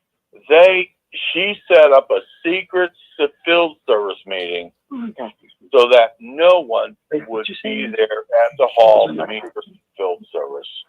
Nobody. So I had to come home for third shift and call up congregations all over the area to find somebody she could connect with for a field service group.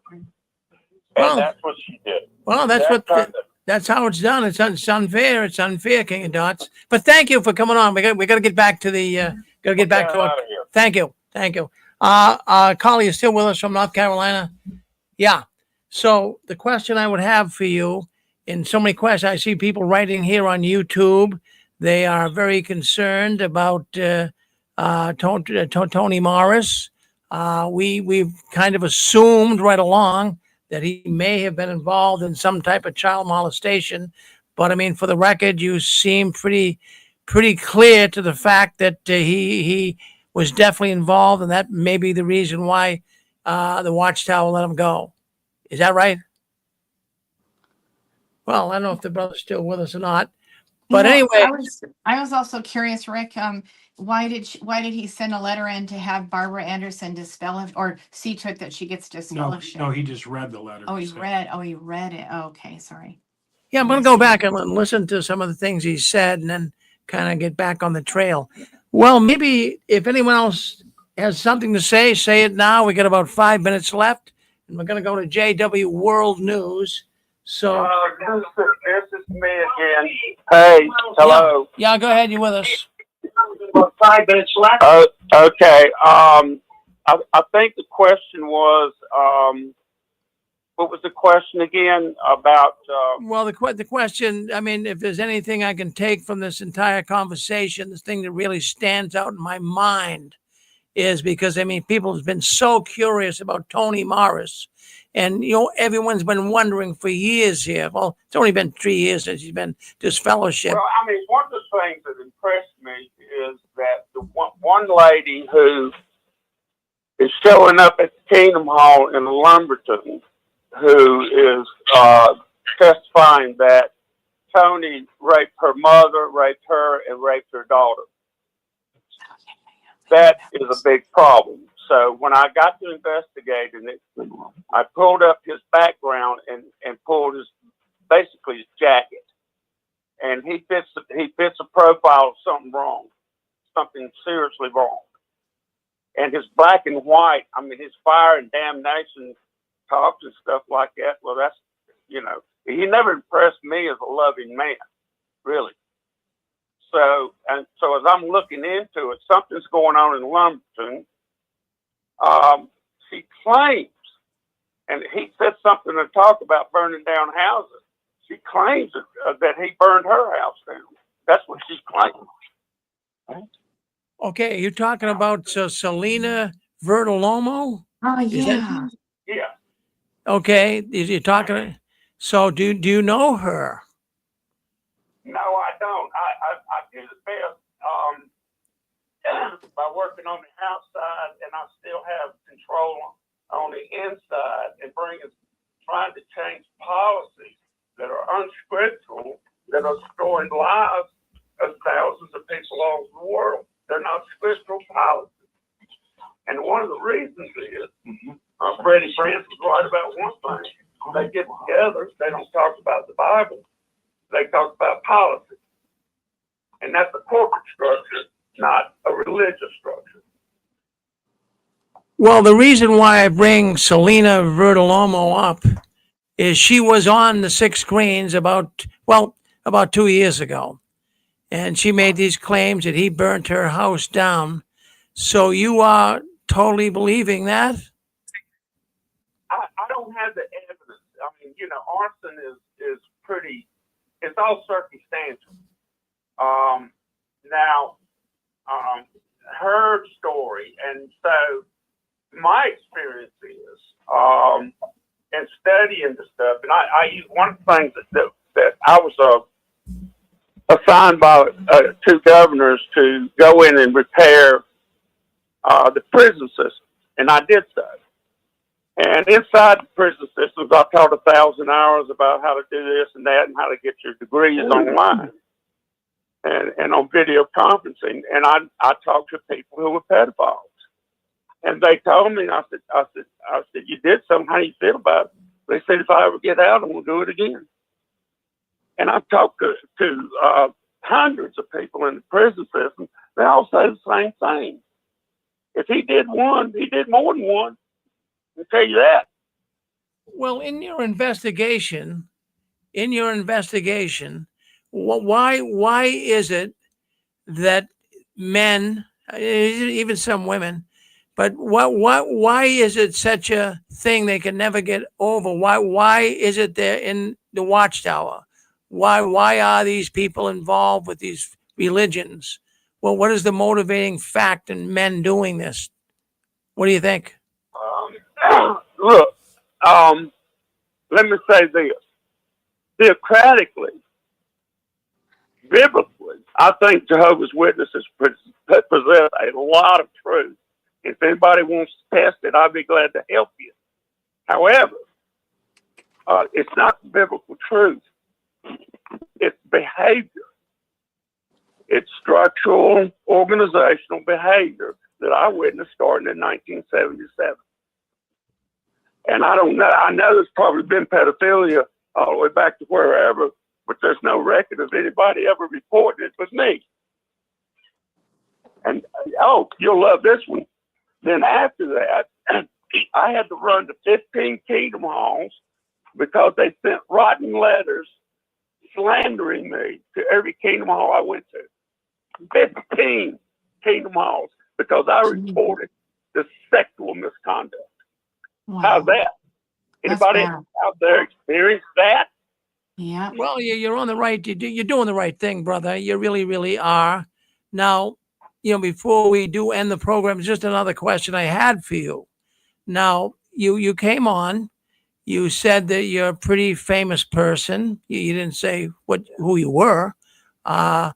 It's got the It's got the audience. I can't do that. No. If I told you who I was, this program would explode worldwide. Well, let me say you don't have to say who you are, but can you give us a clue? I mean, just a little bit. Okay. I've had heritage studies, DNA studies, and I'm a descendant of Robert Newton, whose son was Robert Newton, who gave birth to Sir Isaac Newton, and ever since then, all the way down to me. I got a DNA thing going on. It's called telling the truth, regardless of what happens to me. So you're a descendant of Isaac Newton. Now, tell me what Isaac Newton was famous for.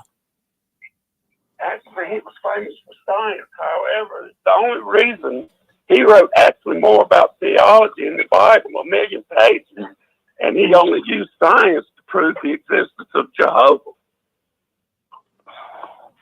That's what he did it for. Well, no, I did hear that before. In fact, at one time, the Jehovah's Witnesses actually said that Isaac Newton was a Jehovah's Witness. Did you ever hear that? Yeah, and he was a Puritan, but he actually, in 1 million pages, if you go to the Newton Project .org and read it, you'll see that he actually predicted that the end would come in 2060. My question is, how is he only about 25, 30 years away from what we thought would happen in 1914? Why is that? I want to know. That's a long way. Isaac Newton's claim to fame was a book called The Principia. It is the foremost book on optics. He was a mathematical genius, and he was a great person and a great philosopher. But the end is not yet. That's all I'm going to say about that. I'll get off the phone and listen. Good. I enjoyed your comments. Hi, can I weigh in here? We do have a Joe. Come on, say hello to our caller. Yep. I appreciate everything that's happening on the program now. I've been struck lately with two things that just keep resonating.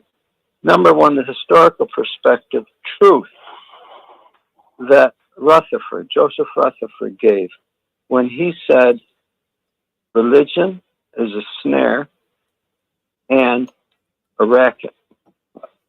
Those two things have been proven continually true by not only Watchtower, but by religion.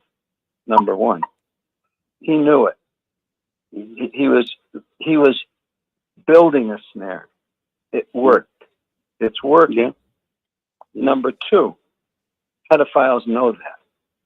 Pedophiles rely on that.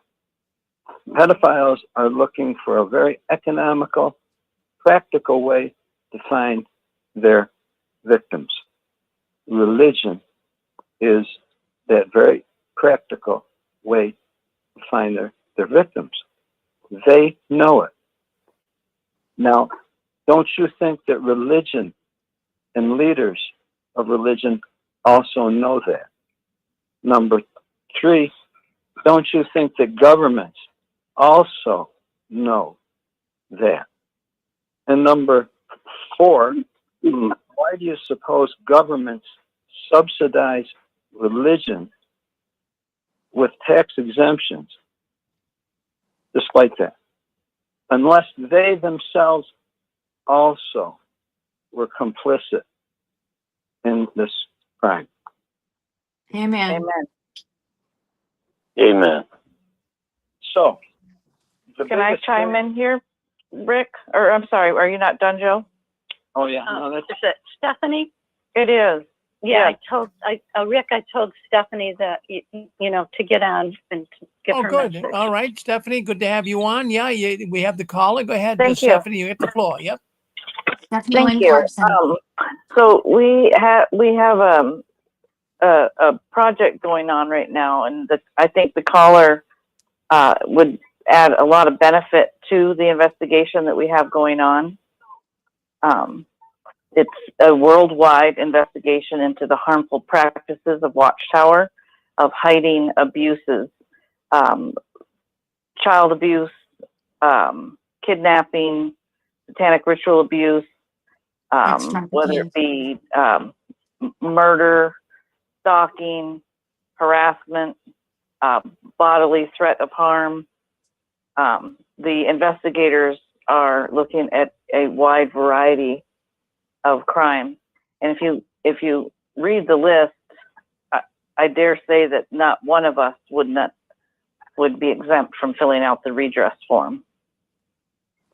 And we have a website where you can find all the information about the current investigation and redress.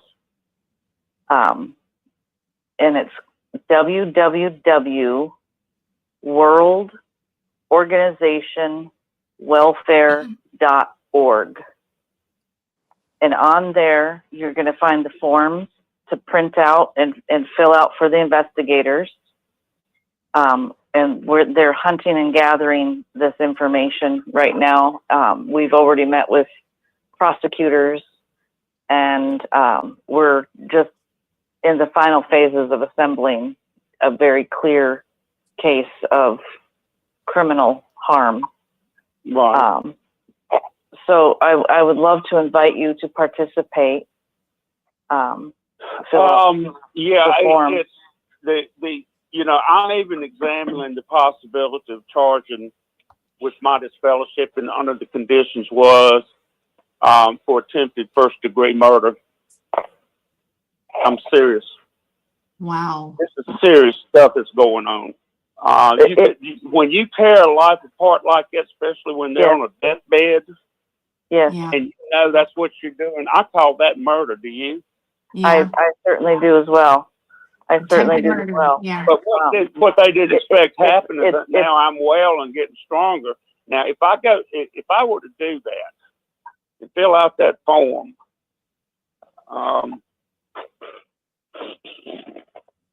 what a shock that would be. What a shock it would be. I'll have to think about that. Okay, in the very least, I want to invite you to contact me personally. If you want to have like a further discussion about this, I can put you in direct contact with the investigators if you feel safer speaking to them. I will take a note. Hang on a minute.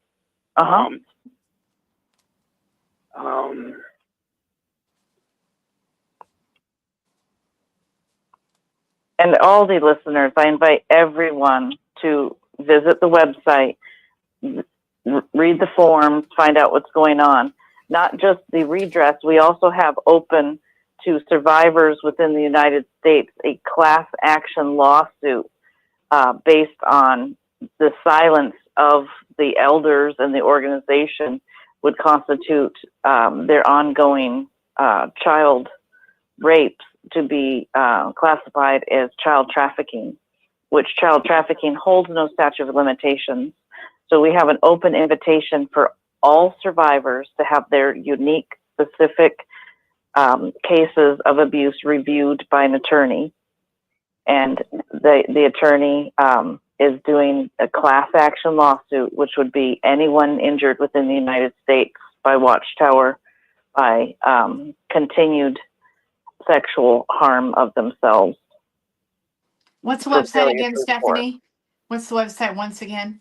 Let me, you want to give me Yes. Some contact information? Yes. So first of all, my website is www. Hang on, let me get my glasses. Yes, sir.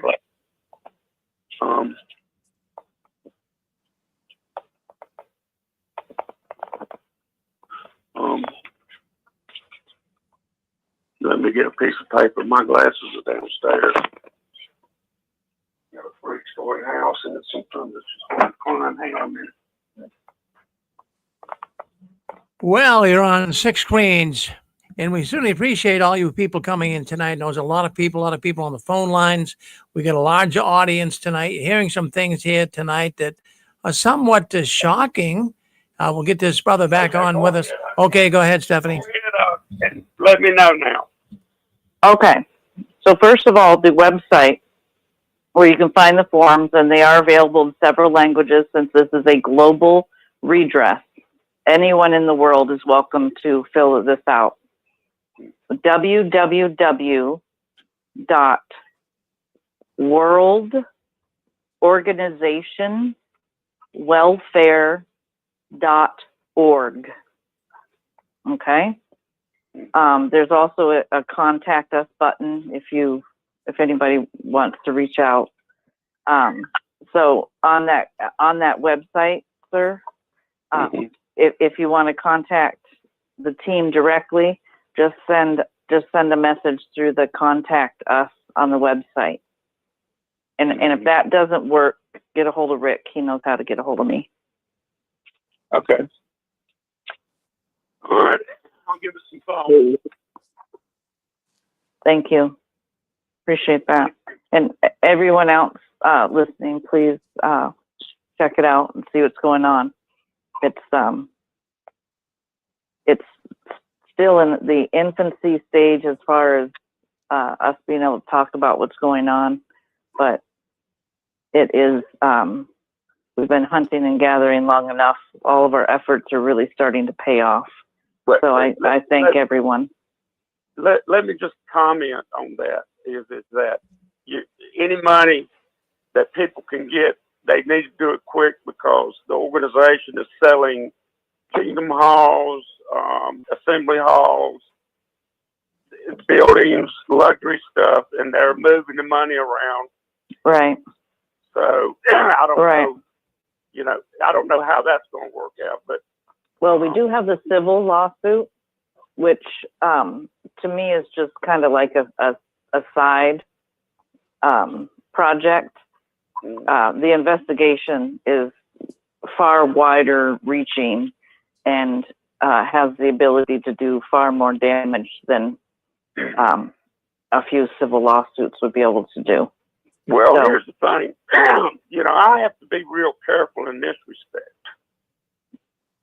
I believe in what the Bible teaches and a lot of what Jehovah's Witnesses teach, but I disagree with this behavior. There's a difference. It's not you folks think you're apostate. They don't even know what that means anymore. No, I'm in 100% agreement with you, sir. I believe that the church needs cleansed. That an evil satanic element has entered the worship centers that do belong to God. And I believe that we're living in a biblical time, such as when Jesus went into the temple and shook the tables. He didn't burn down the temple. He merely told those that were in the Father's house doing wrong to get out. Amen. That hit a spiritual note with me. Thank you. Yes, you're very welcome. Well, I know it's important because we are in a time of spiritual war.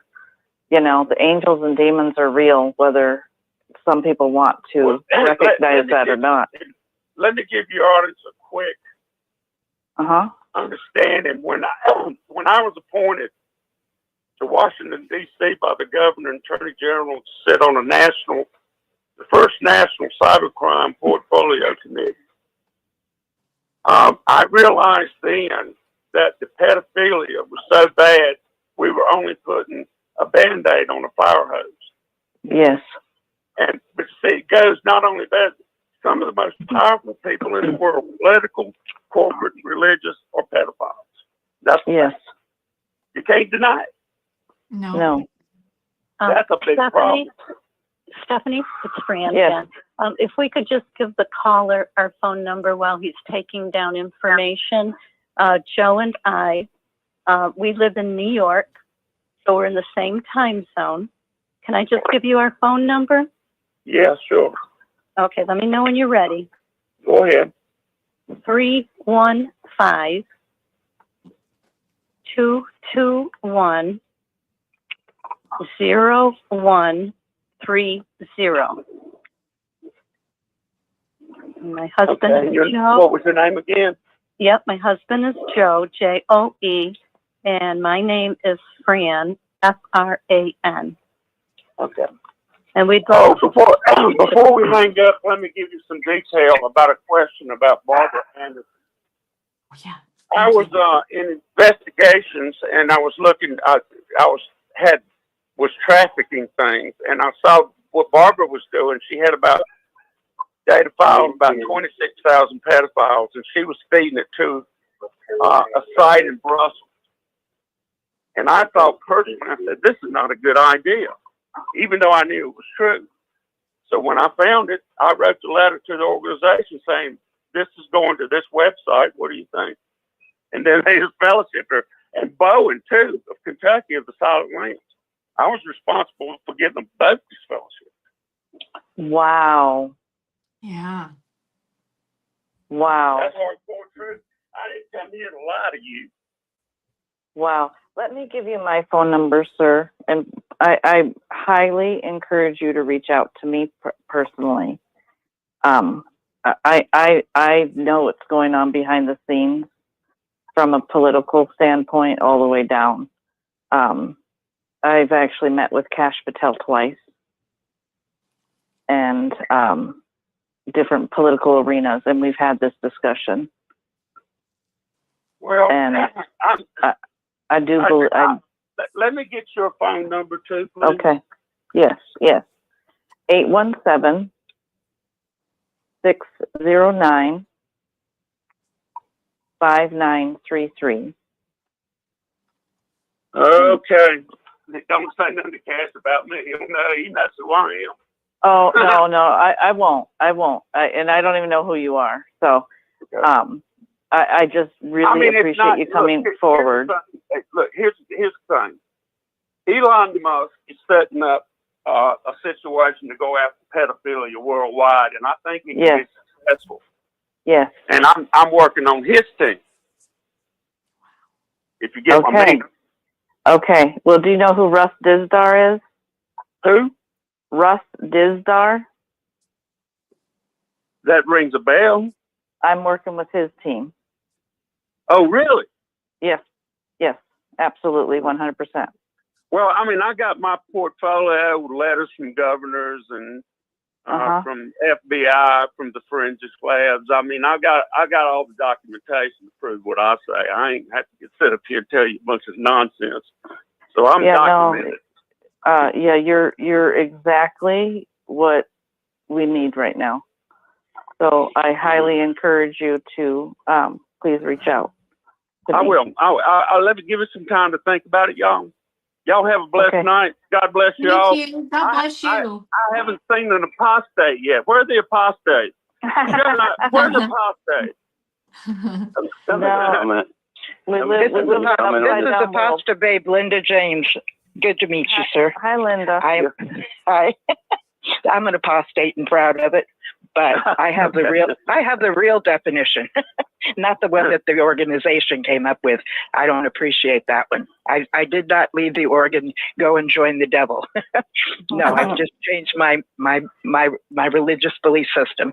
And Article 18 of the Human Rights Universal Declaration of Human Rights gives me that human right to be able to change my religion. So, Amen. yeah, there's that. Thank you for coming on the show today. I appreciate you very much. I appreciate it. I prepared a 200-page document I'm going to send to the governing body.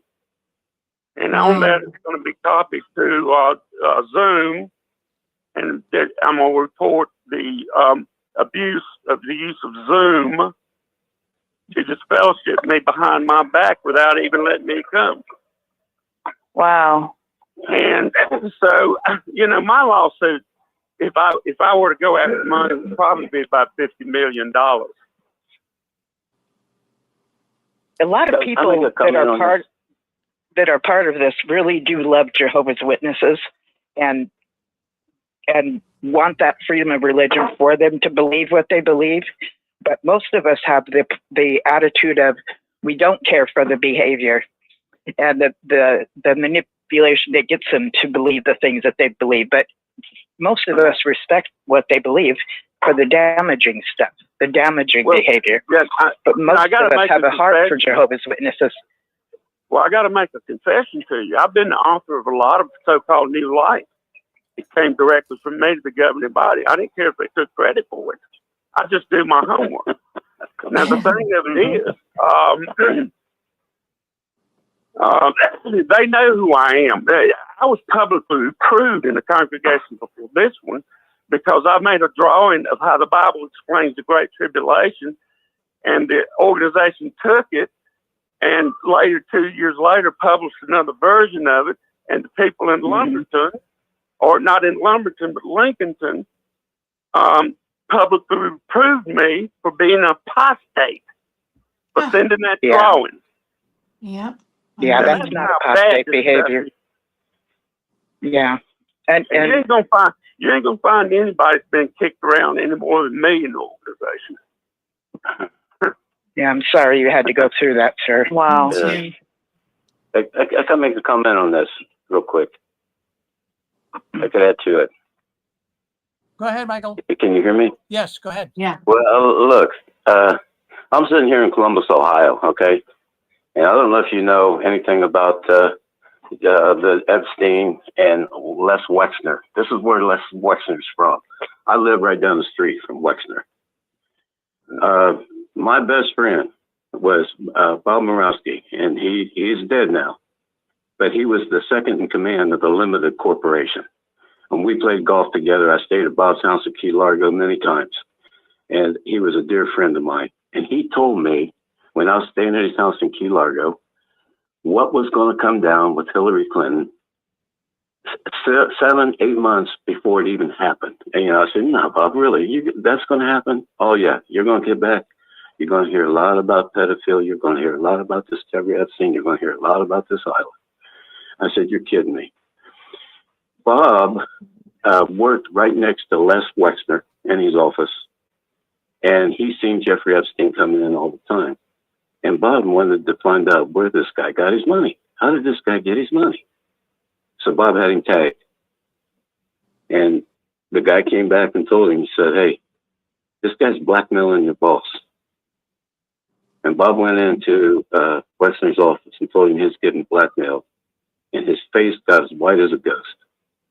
And the next day he fired Bob. And then about 6 months later, just like Bob said, all the stuff started to come out about Epstein Island, about the Clintons and everything like that. Now, this is the point I'm trying to make. And I want to show you how deep it is. And I know you're going to the governments and you're thinking this is all going to work. Bob told me that he got a call from the Washington Post 3 times a day about Wexner and Epstein. He got a call from New York Times at least once a day to get stories about what was going on in this. But you know who he didn't get a call from? Anybody want to take a guess who he didn't get a call from? New York White Times. FBI. He never got a call from the FBI. Bob knew more. Bob knew more about this case than anybody. He's passed now. Bob died last year. He knew more about this than anybody. And he never got a call. Can I give you an answer to that? Yeah, please. The the top of the FBI, the rogue intelligence agencies are actually run by the cult. Yes. Okay. Yeah. That's what Bob said. Yeah. But you know what? I'm sitting here and I'm listening to that guy talk. It connects through Watchtower. Yeah. Yes.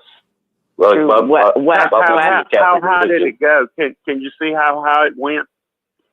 Well, as a child, they took me to Deer Island. Oh dear God, I am so sorry to hear that. Oh, did I hear what I just heard, ma'am? You certainly did. Yes. Sir. Jesus Christ, ma'am, I'm on my knees. I'm a whistleblower coming forward right now, so I think you know exactly what I'm saying, sir. Yes, ma'am. You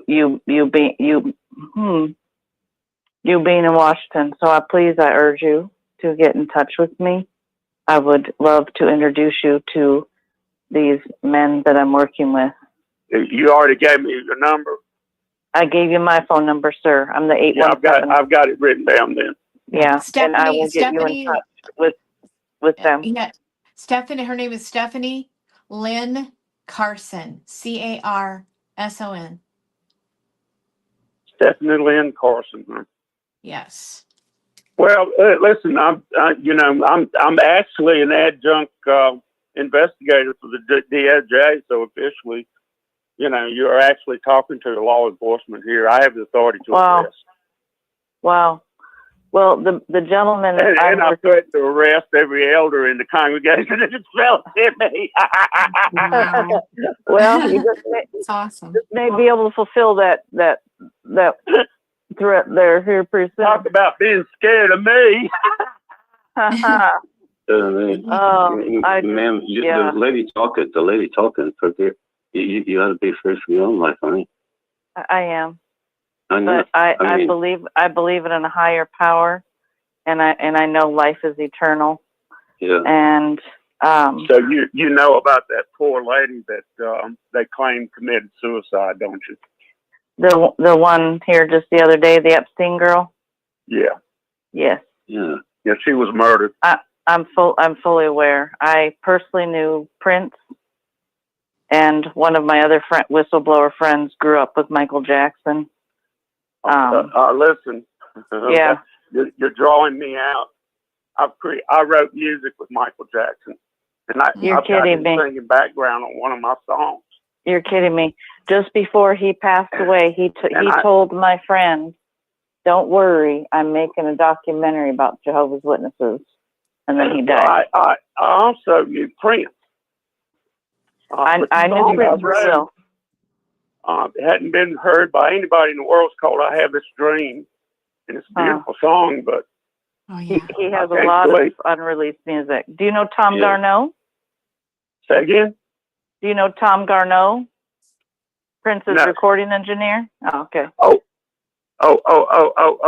I know who he is, but I don't know him. Yeah, he's a friend of mine from my worldly life. My first husband, who also took his life, he was friends with Prince and Tom Garneau. Really? So that's how I knew Prince. Mm-hmm. And do you know the circumstances behind both the death of Michael Jackson and Prince? Do I know what? The circumstances behind their deaths. Yes, I do. I'm pretty familiar. I also knew Chester Bennington, and he was also whistleblowing against the same Clinton scenario. Stephanie, it's Fran. Debbie was wondering, I don't know if you want to answer this or not, but Debbie asked, what is Deer Island? What is Deer Island? Oh, God. It's a long story. Deer Island? Deer Island is a private Resort Rick Barron, Club. the man who spent years exposing secrets and his own penis to kids, now accused of hiding one of his own. Okay, we're being hacked. We're being hacked. Barron, gone. We're being A crime hacked. scene that didn't quite add up. Hold on 1 second. Whispers at the bus stop from neighbors. Yeah, that's Watchtower cronies coming in right now. Yeah. Never saw coming. Yeah. The conference has been locked. Pussy Passion was at plant. All right. Okay. All right. Wow. We got the Shocking downfall of a man one who second. thought he knew how every story would end. He locks them down and he come right back on. Jeez. Chapter 9. Man. So what am I supposed to do here? And just hang on, Stephanie. Rick will Just take hang in care of there. it. Hang on. Okay. They call in on The every conference line. has been unlocked. Needless to say, we must have been saying something that was true, huh? You got that right. Was that? Is that a hack? Yes, it was a Yeah. hack. These Nasty, are nasty. Watchtower operatives that come in here. Yeah, they come in here. They're still coming through. Yeah. These Usually are from Bethel. Watchtower operatives. Yeah. The conference has been locked. Yeah. That was bizarre. Personally, I like water. Okay. Yeah. So anyway. So Stephanie, do you really think the government is going to do anything about this? Do you think it's so entrenched that I trust the people that I'm working with. Okay. Yeah, I'm just an old man anymore, so I just put that aside. Nobody's going to believe me anyway, but I think you do. You believe me what I said. Yeah, 100%. Yeah, me too. 117%. 100%. Yeah. And it comes from a place of knowing. It does. You don't have to convince me one grain of salt. Well, you don't have to convince me at all. Well, thank you. That makes I hate it's funny way it makes me feel halfway decent because I've told this story many times and everybody just kind of laughed at me. No, Pretty cool. No, you're spot on. Yep. Please go onto the I agree. website. Look at the forms on the website.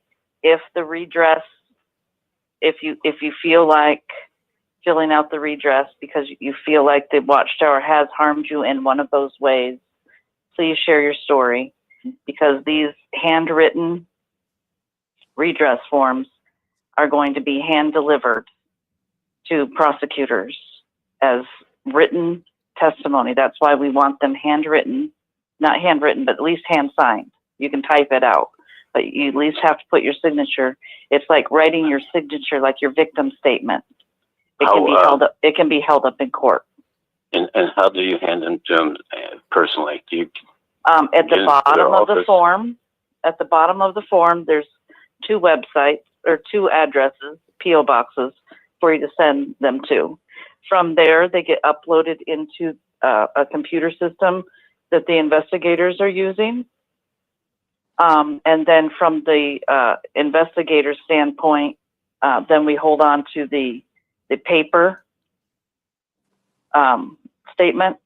So now we've inputted any information. So now that helps expand the web of knowledge that we have. And then we're taking the actual hand signed letters with us to the prosecution at a select date in the near future. Okay. And then they will serve as further proof and discovery of the claims that have been brought before.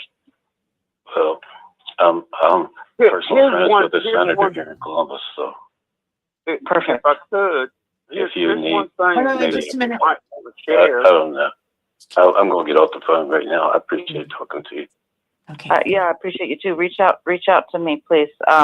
Okay. And Trump said they're eating the cats and dogs. I think that's the only thing they're eating. It's a satanic world out there, and that's why it's being exposed. And that was true too, because I played golf at Springfield Country Club, and they were taking the ducks. They were taking the ducks and the geese out of the lakes. That's why they didn't have any over there and eating them. Yeah, look up Russ Dizdar, Dizdar, if you want to understand the war that Trump and the Elon and everybody's really fighting. I can only imagine what these guys are going through. I pray for them every day. So yeah, you're a very, very intelligent lady, ma'am, and I hope you keep your faith, okay? Thank you. Amen. Amen. Bye. Reach out.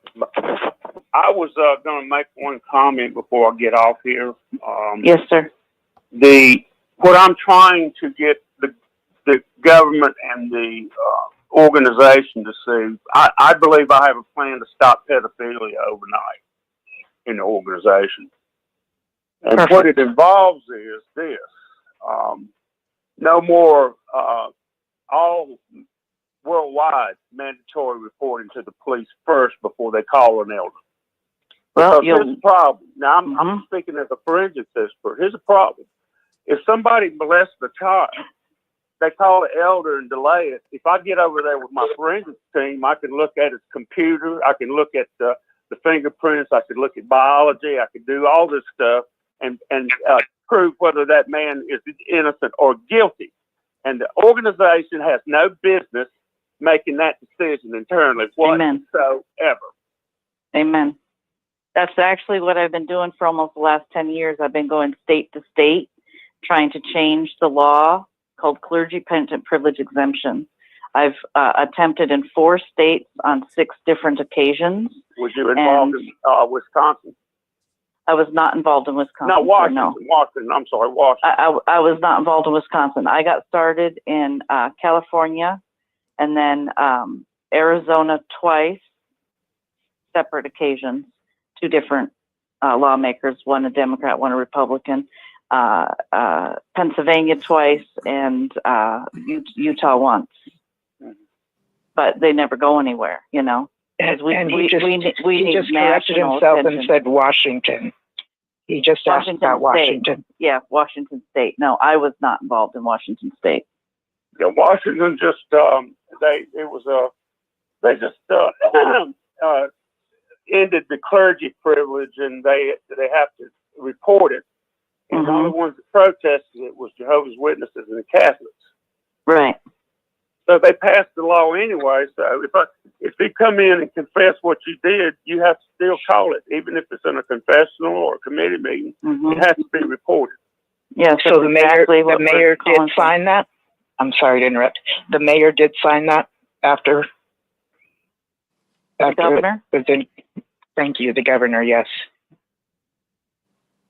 he did sign it. I'm asking. Does anybody know? I don't know. I don't know. Okay. Last I heard is we just need to get one more signature from the mayor, but it's actually the governor. Okay. Yeah. No one knows. Okay, that's fine. But yeah, so we're making headway as a world, you know. We are making headway as a world. And I do believe people like Elon Musk and you know, people with great power and influence are working to take care of this issue. But they need voices of survivors to come forward, and now's our time. We're being offered a class action civil lawsuit where all of our voices can come forward at once. I mean, how powerful is that? And this open redress to anyone in the world that has been harmed, their person has been harmed or threat of harm to their person by Watchtower. I mean, that's huge. Hey, Stephanie, this is Rick Farron, hit the 6 Cranes, but I had a question. Sorry for the interruption. We have these, we call them Watchtower operatives. And whenever we have some real controversial type programs, these guys show up, they try to disrupt the program. So we have got them locked for the time being. But the question that we were getting into Deer Island, I don't want to bring it up, it's going to create some issues. But when you went there as a younger girl, were you one of Jehovah's Witnesses then, or your family? Yes. Yes. Were they aware? Were they aware of it? Yes. They were. Were who aware of it? Deer Island? Your parents. Yes. Wow. Yeah, that's that's shocking. See, but the investigation you're doing is well worth everyone's time and effort to get this solved. This is a monumental problem that the world is faced with right now, and the big guys are going to Yes. step up and do something about it. And it is very political. Think about this. Every prophecy has boots on the ground. So what people believe that there are operatives trying to make those specific prophecies come true. It's real. It's organized. Well, you know, the sad part about it, Stephanie, and I'm sure you get naysayers all the time, don't you? Oh, Yes. Stephanie, that's all, put your tinfoil hat on all of this. This is real stuff going on. And it's only now, at least we have people like yourself and the man that called in tonight, as well as even our president and the people, the powers to be in Washington now. I believe if anyone can really eradicate this, we do have people in office that can make a movement toward this. And that's wonderful. I agree. And I agree. All I Hello? wanted to do is end. I just wanted to end. I want to end. Amen. It's unbearable. The ungodliness is unbearable. It's true. And, you know, in my estimation, all the churches that Dan and I have visited, it's in every religion, guys. This sex trafficking, It is. all the things going on. You wouldn't believe it. It's such a huge problem. It's yet to be discovered in several religions still to come. You know what's interesting about the witnesses? They're the most lenient. Here they're caught red-handed, they're getting exposed, people are going to jail, and they still don't do background checks. I mean, at least some churches, when you go in and you're going to work with kids, they do a background check to look for any kind of criminal. They teach you, do not go to bathrooms with kids alone, don't be alone. Witnesses don't do that. And then, like, I think it was Joe said something earlier. He's like, they know this. It's like, are you just open pedophile hoarders or what are you? But like that's the first thing you do is like background checks. You'd want to put that in place. How come they're not putting it in place? Do you know, Stephanie? Well, I can tell you what I know. Is that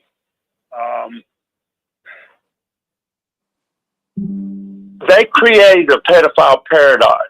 Now, I can only reference what I reported in 1977, and I watched it and watched it and watched it. I regret getting Barbara this fellowship, by the way.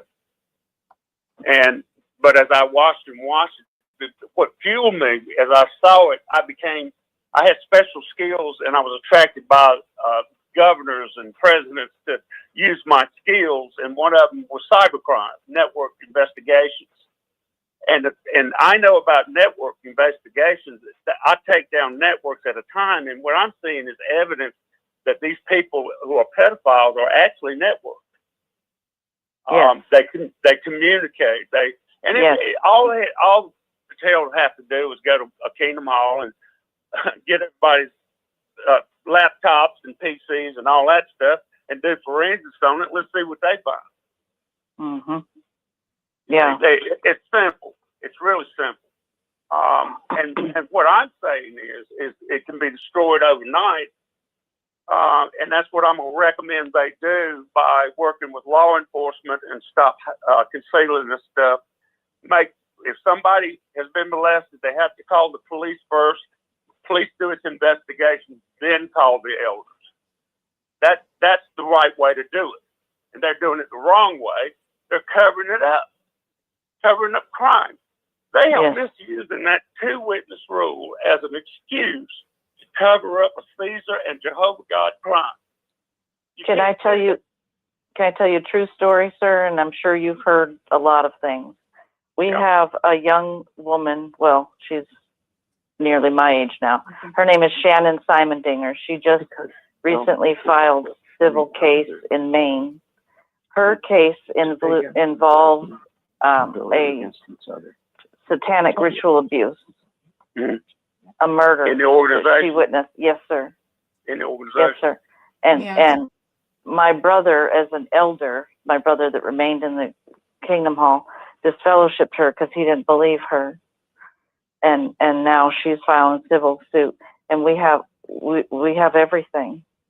Like there's no denying it from the Watchtower standpoint. You know how they had all the records destroyed? Hers didn't get destroyed. Well, what I think is going to happen, and y'all can write it down. Okay, Norway. I'm sorry.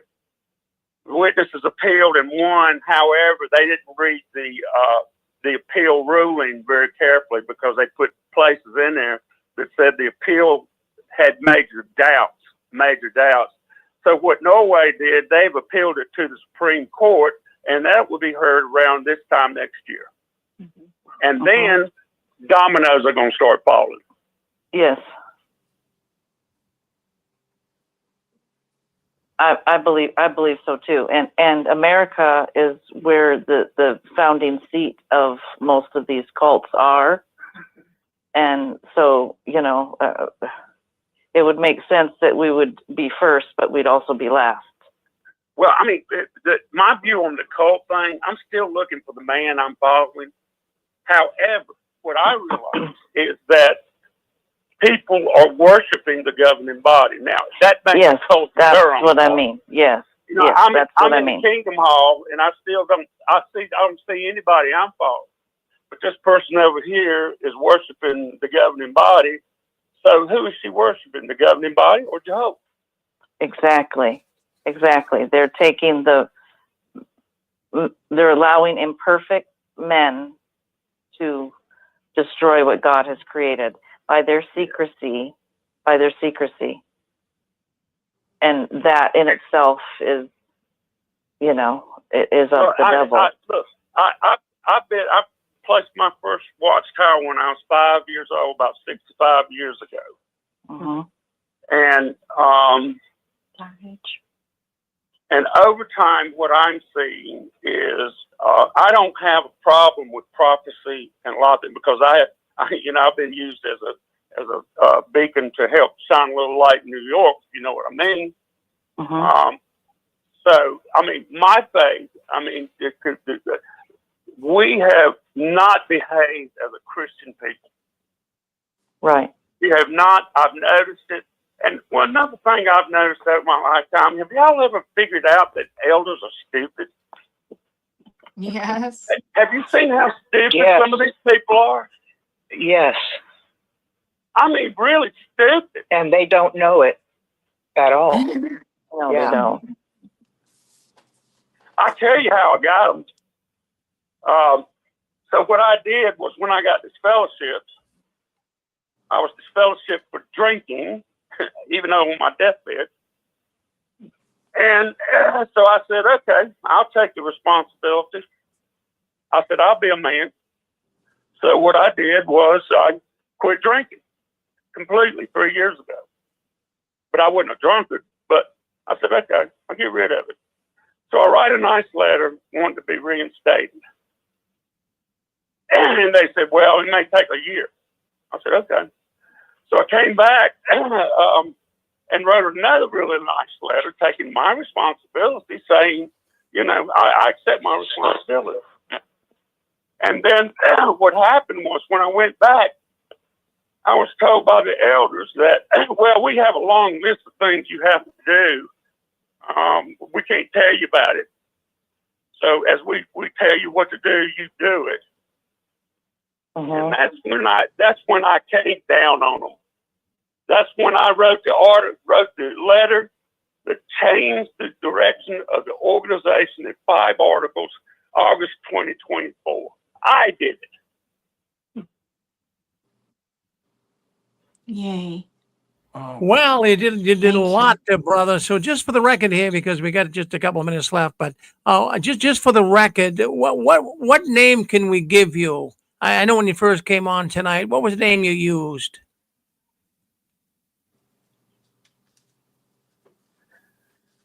I mean, can we call you by your first name?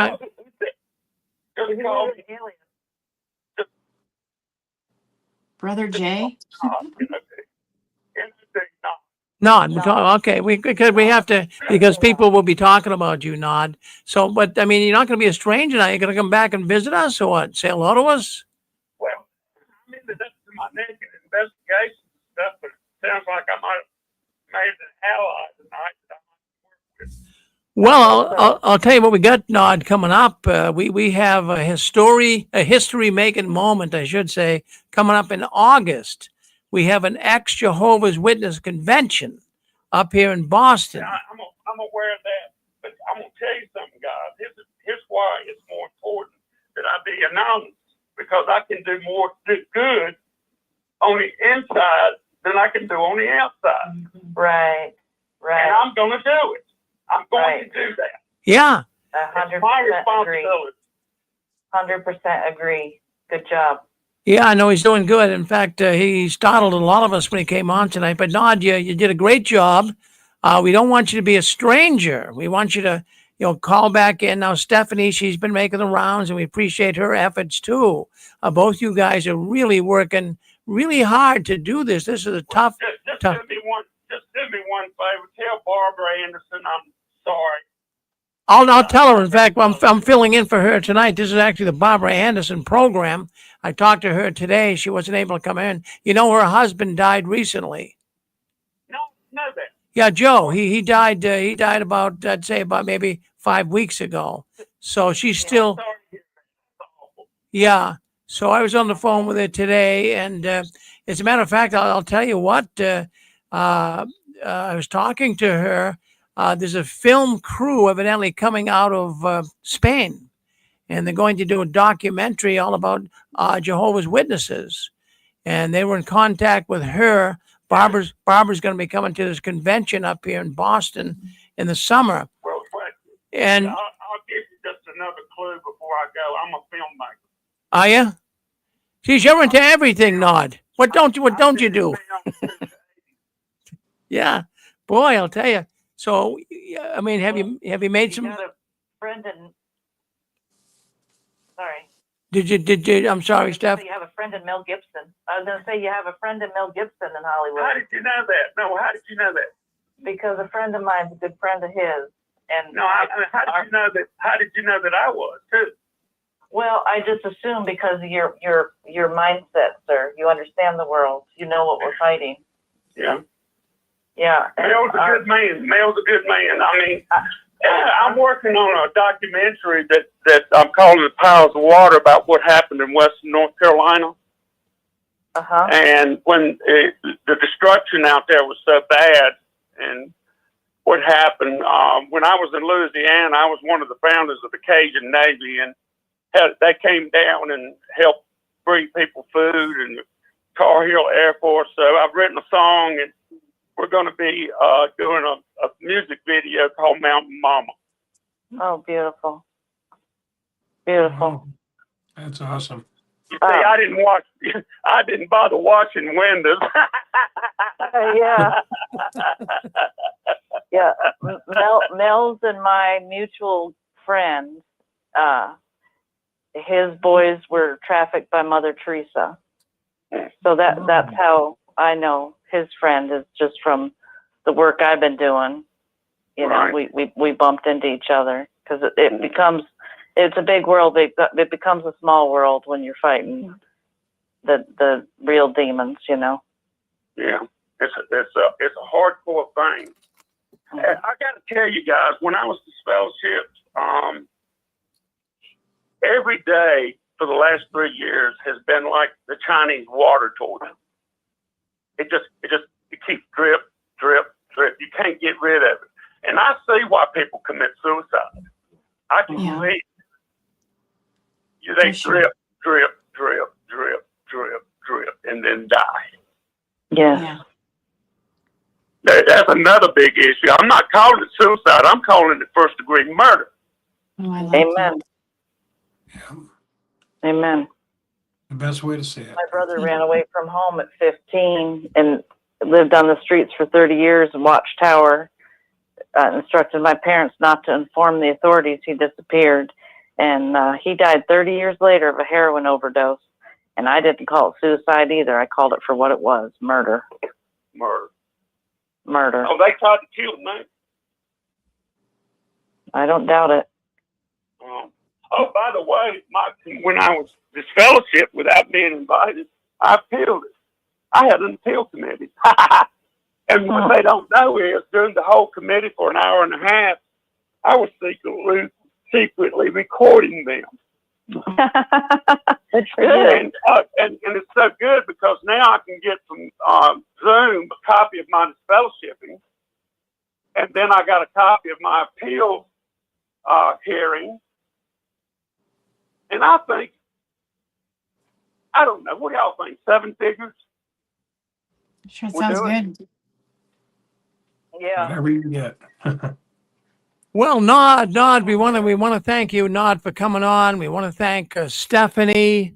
We want to thank, of course, Dan and Angela for filling in here tonight, along with me, filling in for Barbara Anderson. We had a lot of callers coming in. We got the phone lines locked right now. We will open up when we go to JW World News. But geez, I tell you, it's a good program. We had a lot of people tuning in tonight, and I want to thank everyone, and I appreciate you all calling in that did. Dan and Angela, have any last thoughts at all? No, I just want to thank everybody. It was a good show, and man, we appreciate all the advice, all the things that were shared, all the phone numbers. You know, people can hear other people, what they're doing and what to do, and know there's life after the Watchtower, and there's exciting news. Things are going down, like Stephanie said, and everybody said. Everybody's working it. Nobody's going to let go until justice is done. Justice has got to be served, and intention is there. There's an intention, and behind the intention is truth and goodness. And so that intention can't be broken, I don't believe. Amen. It wins. Yes. God wins. Is there a few minutes that Deer Island could be explained? Is this several Linda? people have asked. Yes. Is this Linda? I'll talk to you Yes. privately so we don't get hacked. Okay. Yeah, in fact, Stephanie. Okay. I'll pass it on. Okay. Stephanie. Yes. Yeah, in fact, you won't be hacked. We can take a few more minutes if you want to explain. A lot of people have been asking about that in the YouTube chat, but you will not be hacked. We do have it locked, so you can go ahead and talk about that. So go ahead. We'll just keep the program going. Go ahead. Sure. Yep. Well, before we lose Nod, I do want to ask him to please reach out to me because even if he's not so inclined to join my project, I would like to offer myself to whatever you have working on. I will give you a call. I've got 2 numbers, and I will give you both a call. Wonderful. What's a good Thank day? you.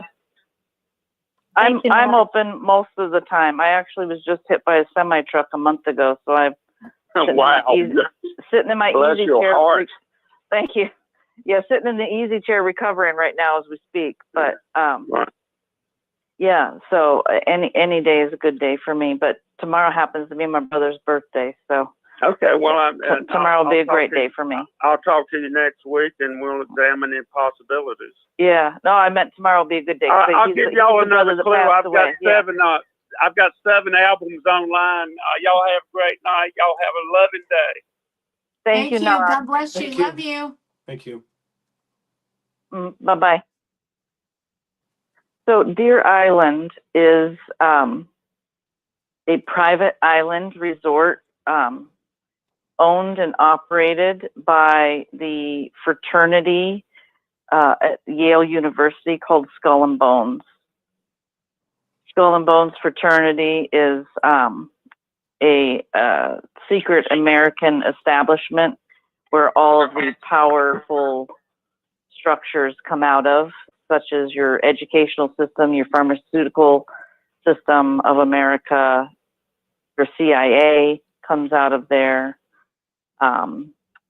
Its legal identity is called Russell Trust. And it's called Russell Trust because the founder was William Huntington Russell of the Russell bloodline, which is one in the same bloodline as East India Company or Russell and Company, which were the shippers of old. The same shippers that were employed by Britain, the same shippers that were the opium and the slave ship carriers. So Skull and Bones has an island. It's in the St. Lawrence area, which is like New York State, on the lakes between Canada and the United States. So it sits on international waters. And if you're familiar with maritime law, the law of the water is different than the law of the land. And that's how a lot of these criminal things are going down, is that they're happening on the water. That's why in your movies, you always see like people getting on a yacht for a party. Can I add this point? Yes.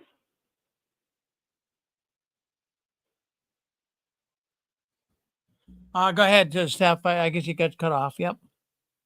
Oh, okay. I thought somebody had something to share. Yeah, so that's what Skull and Bones, or that's the island. It's the private retreat for Skull and Bones members. And they do, they'll do like initiations, you know, like rituals, and similar to Bohemian Grove. So that's about the gist of it. So DEERE Island is what you could start looking up to find out about it. But I would encourage people to, you know, look into Skull and Bones. Do you have any affirmative proof that the Russell Trust that you noted regarding Yale is also the same family as Charles Taze Russell?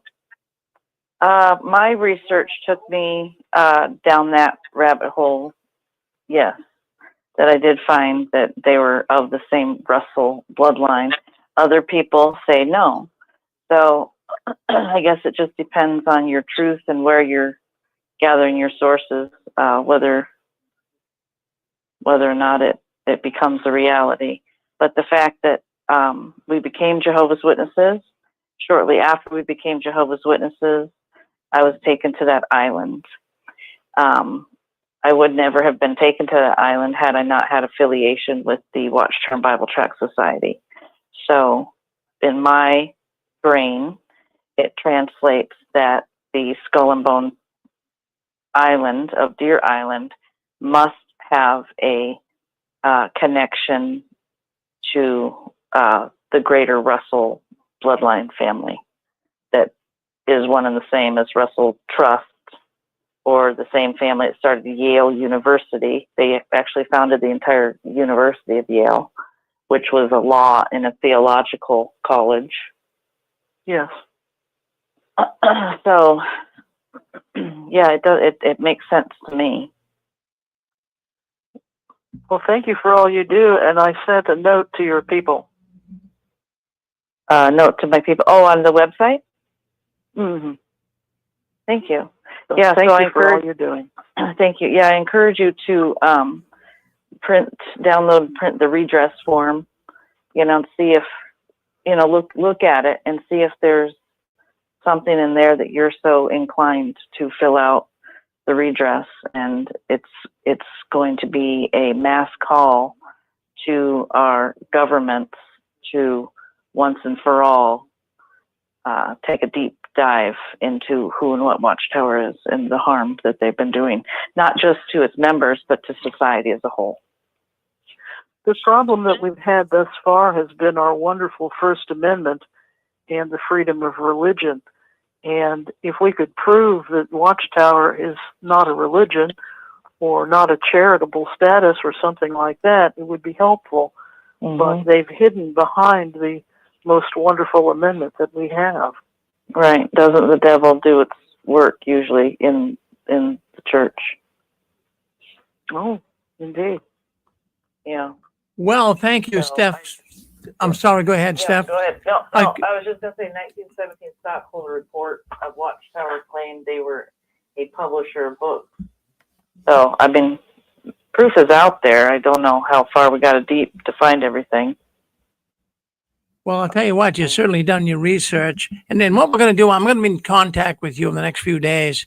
I get some thoughts I'm going to run by you, Stephanie. But geez, thank you for coming on. I know it's kind of last minute. Fran and Joe got a hold of you, but thank you for doing that. Yeah, you really added a lot of clarity, a lot of color to this whole thing. Yeah. Thank you. Thank you. Yeah, I appreciate you always allowing me to pop my voice in. here and there. So, and thank you, Fran and Joe, for letting me know that something of, a quality construct. You're welcome, being Stephanie. spoken about. Yeah, when you came on, Stephanie, our lines lit up here.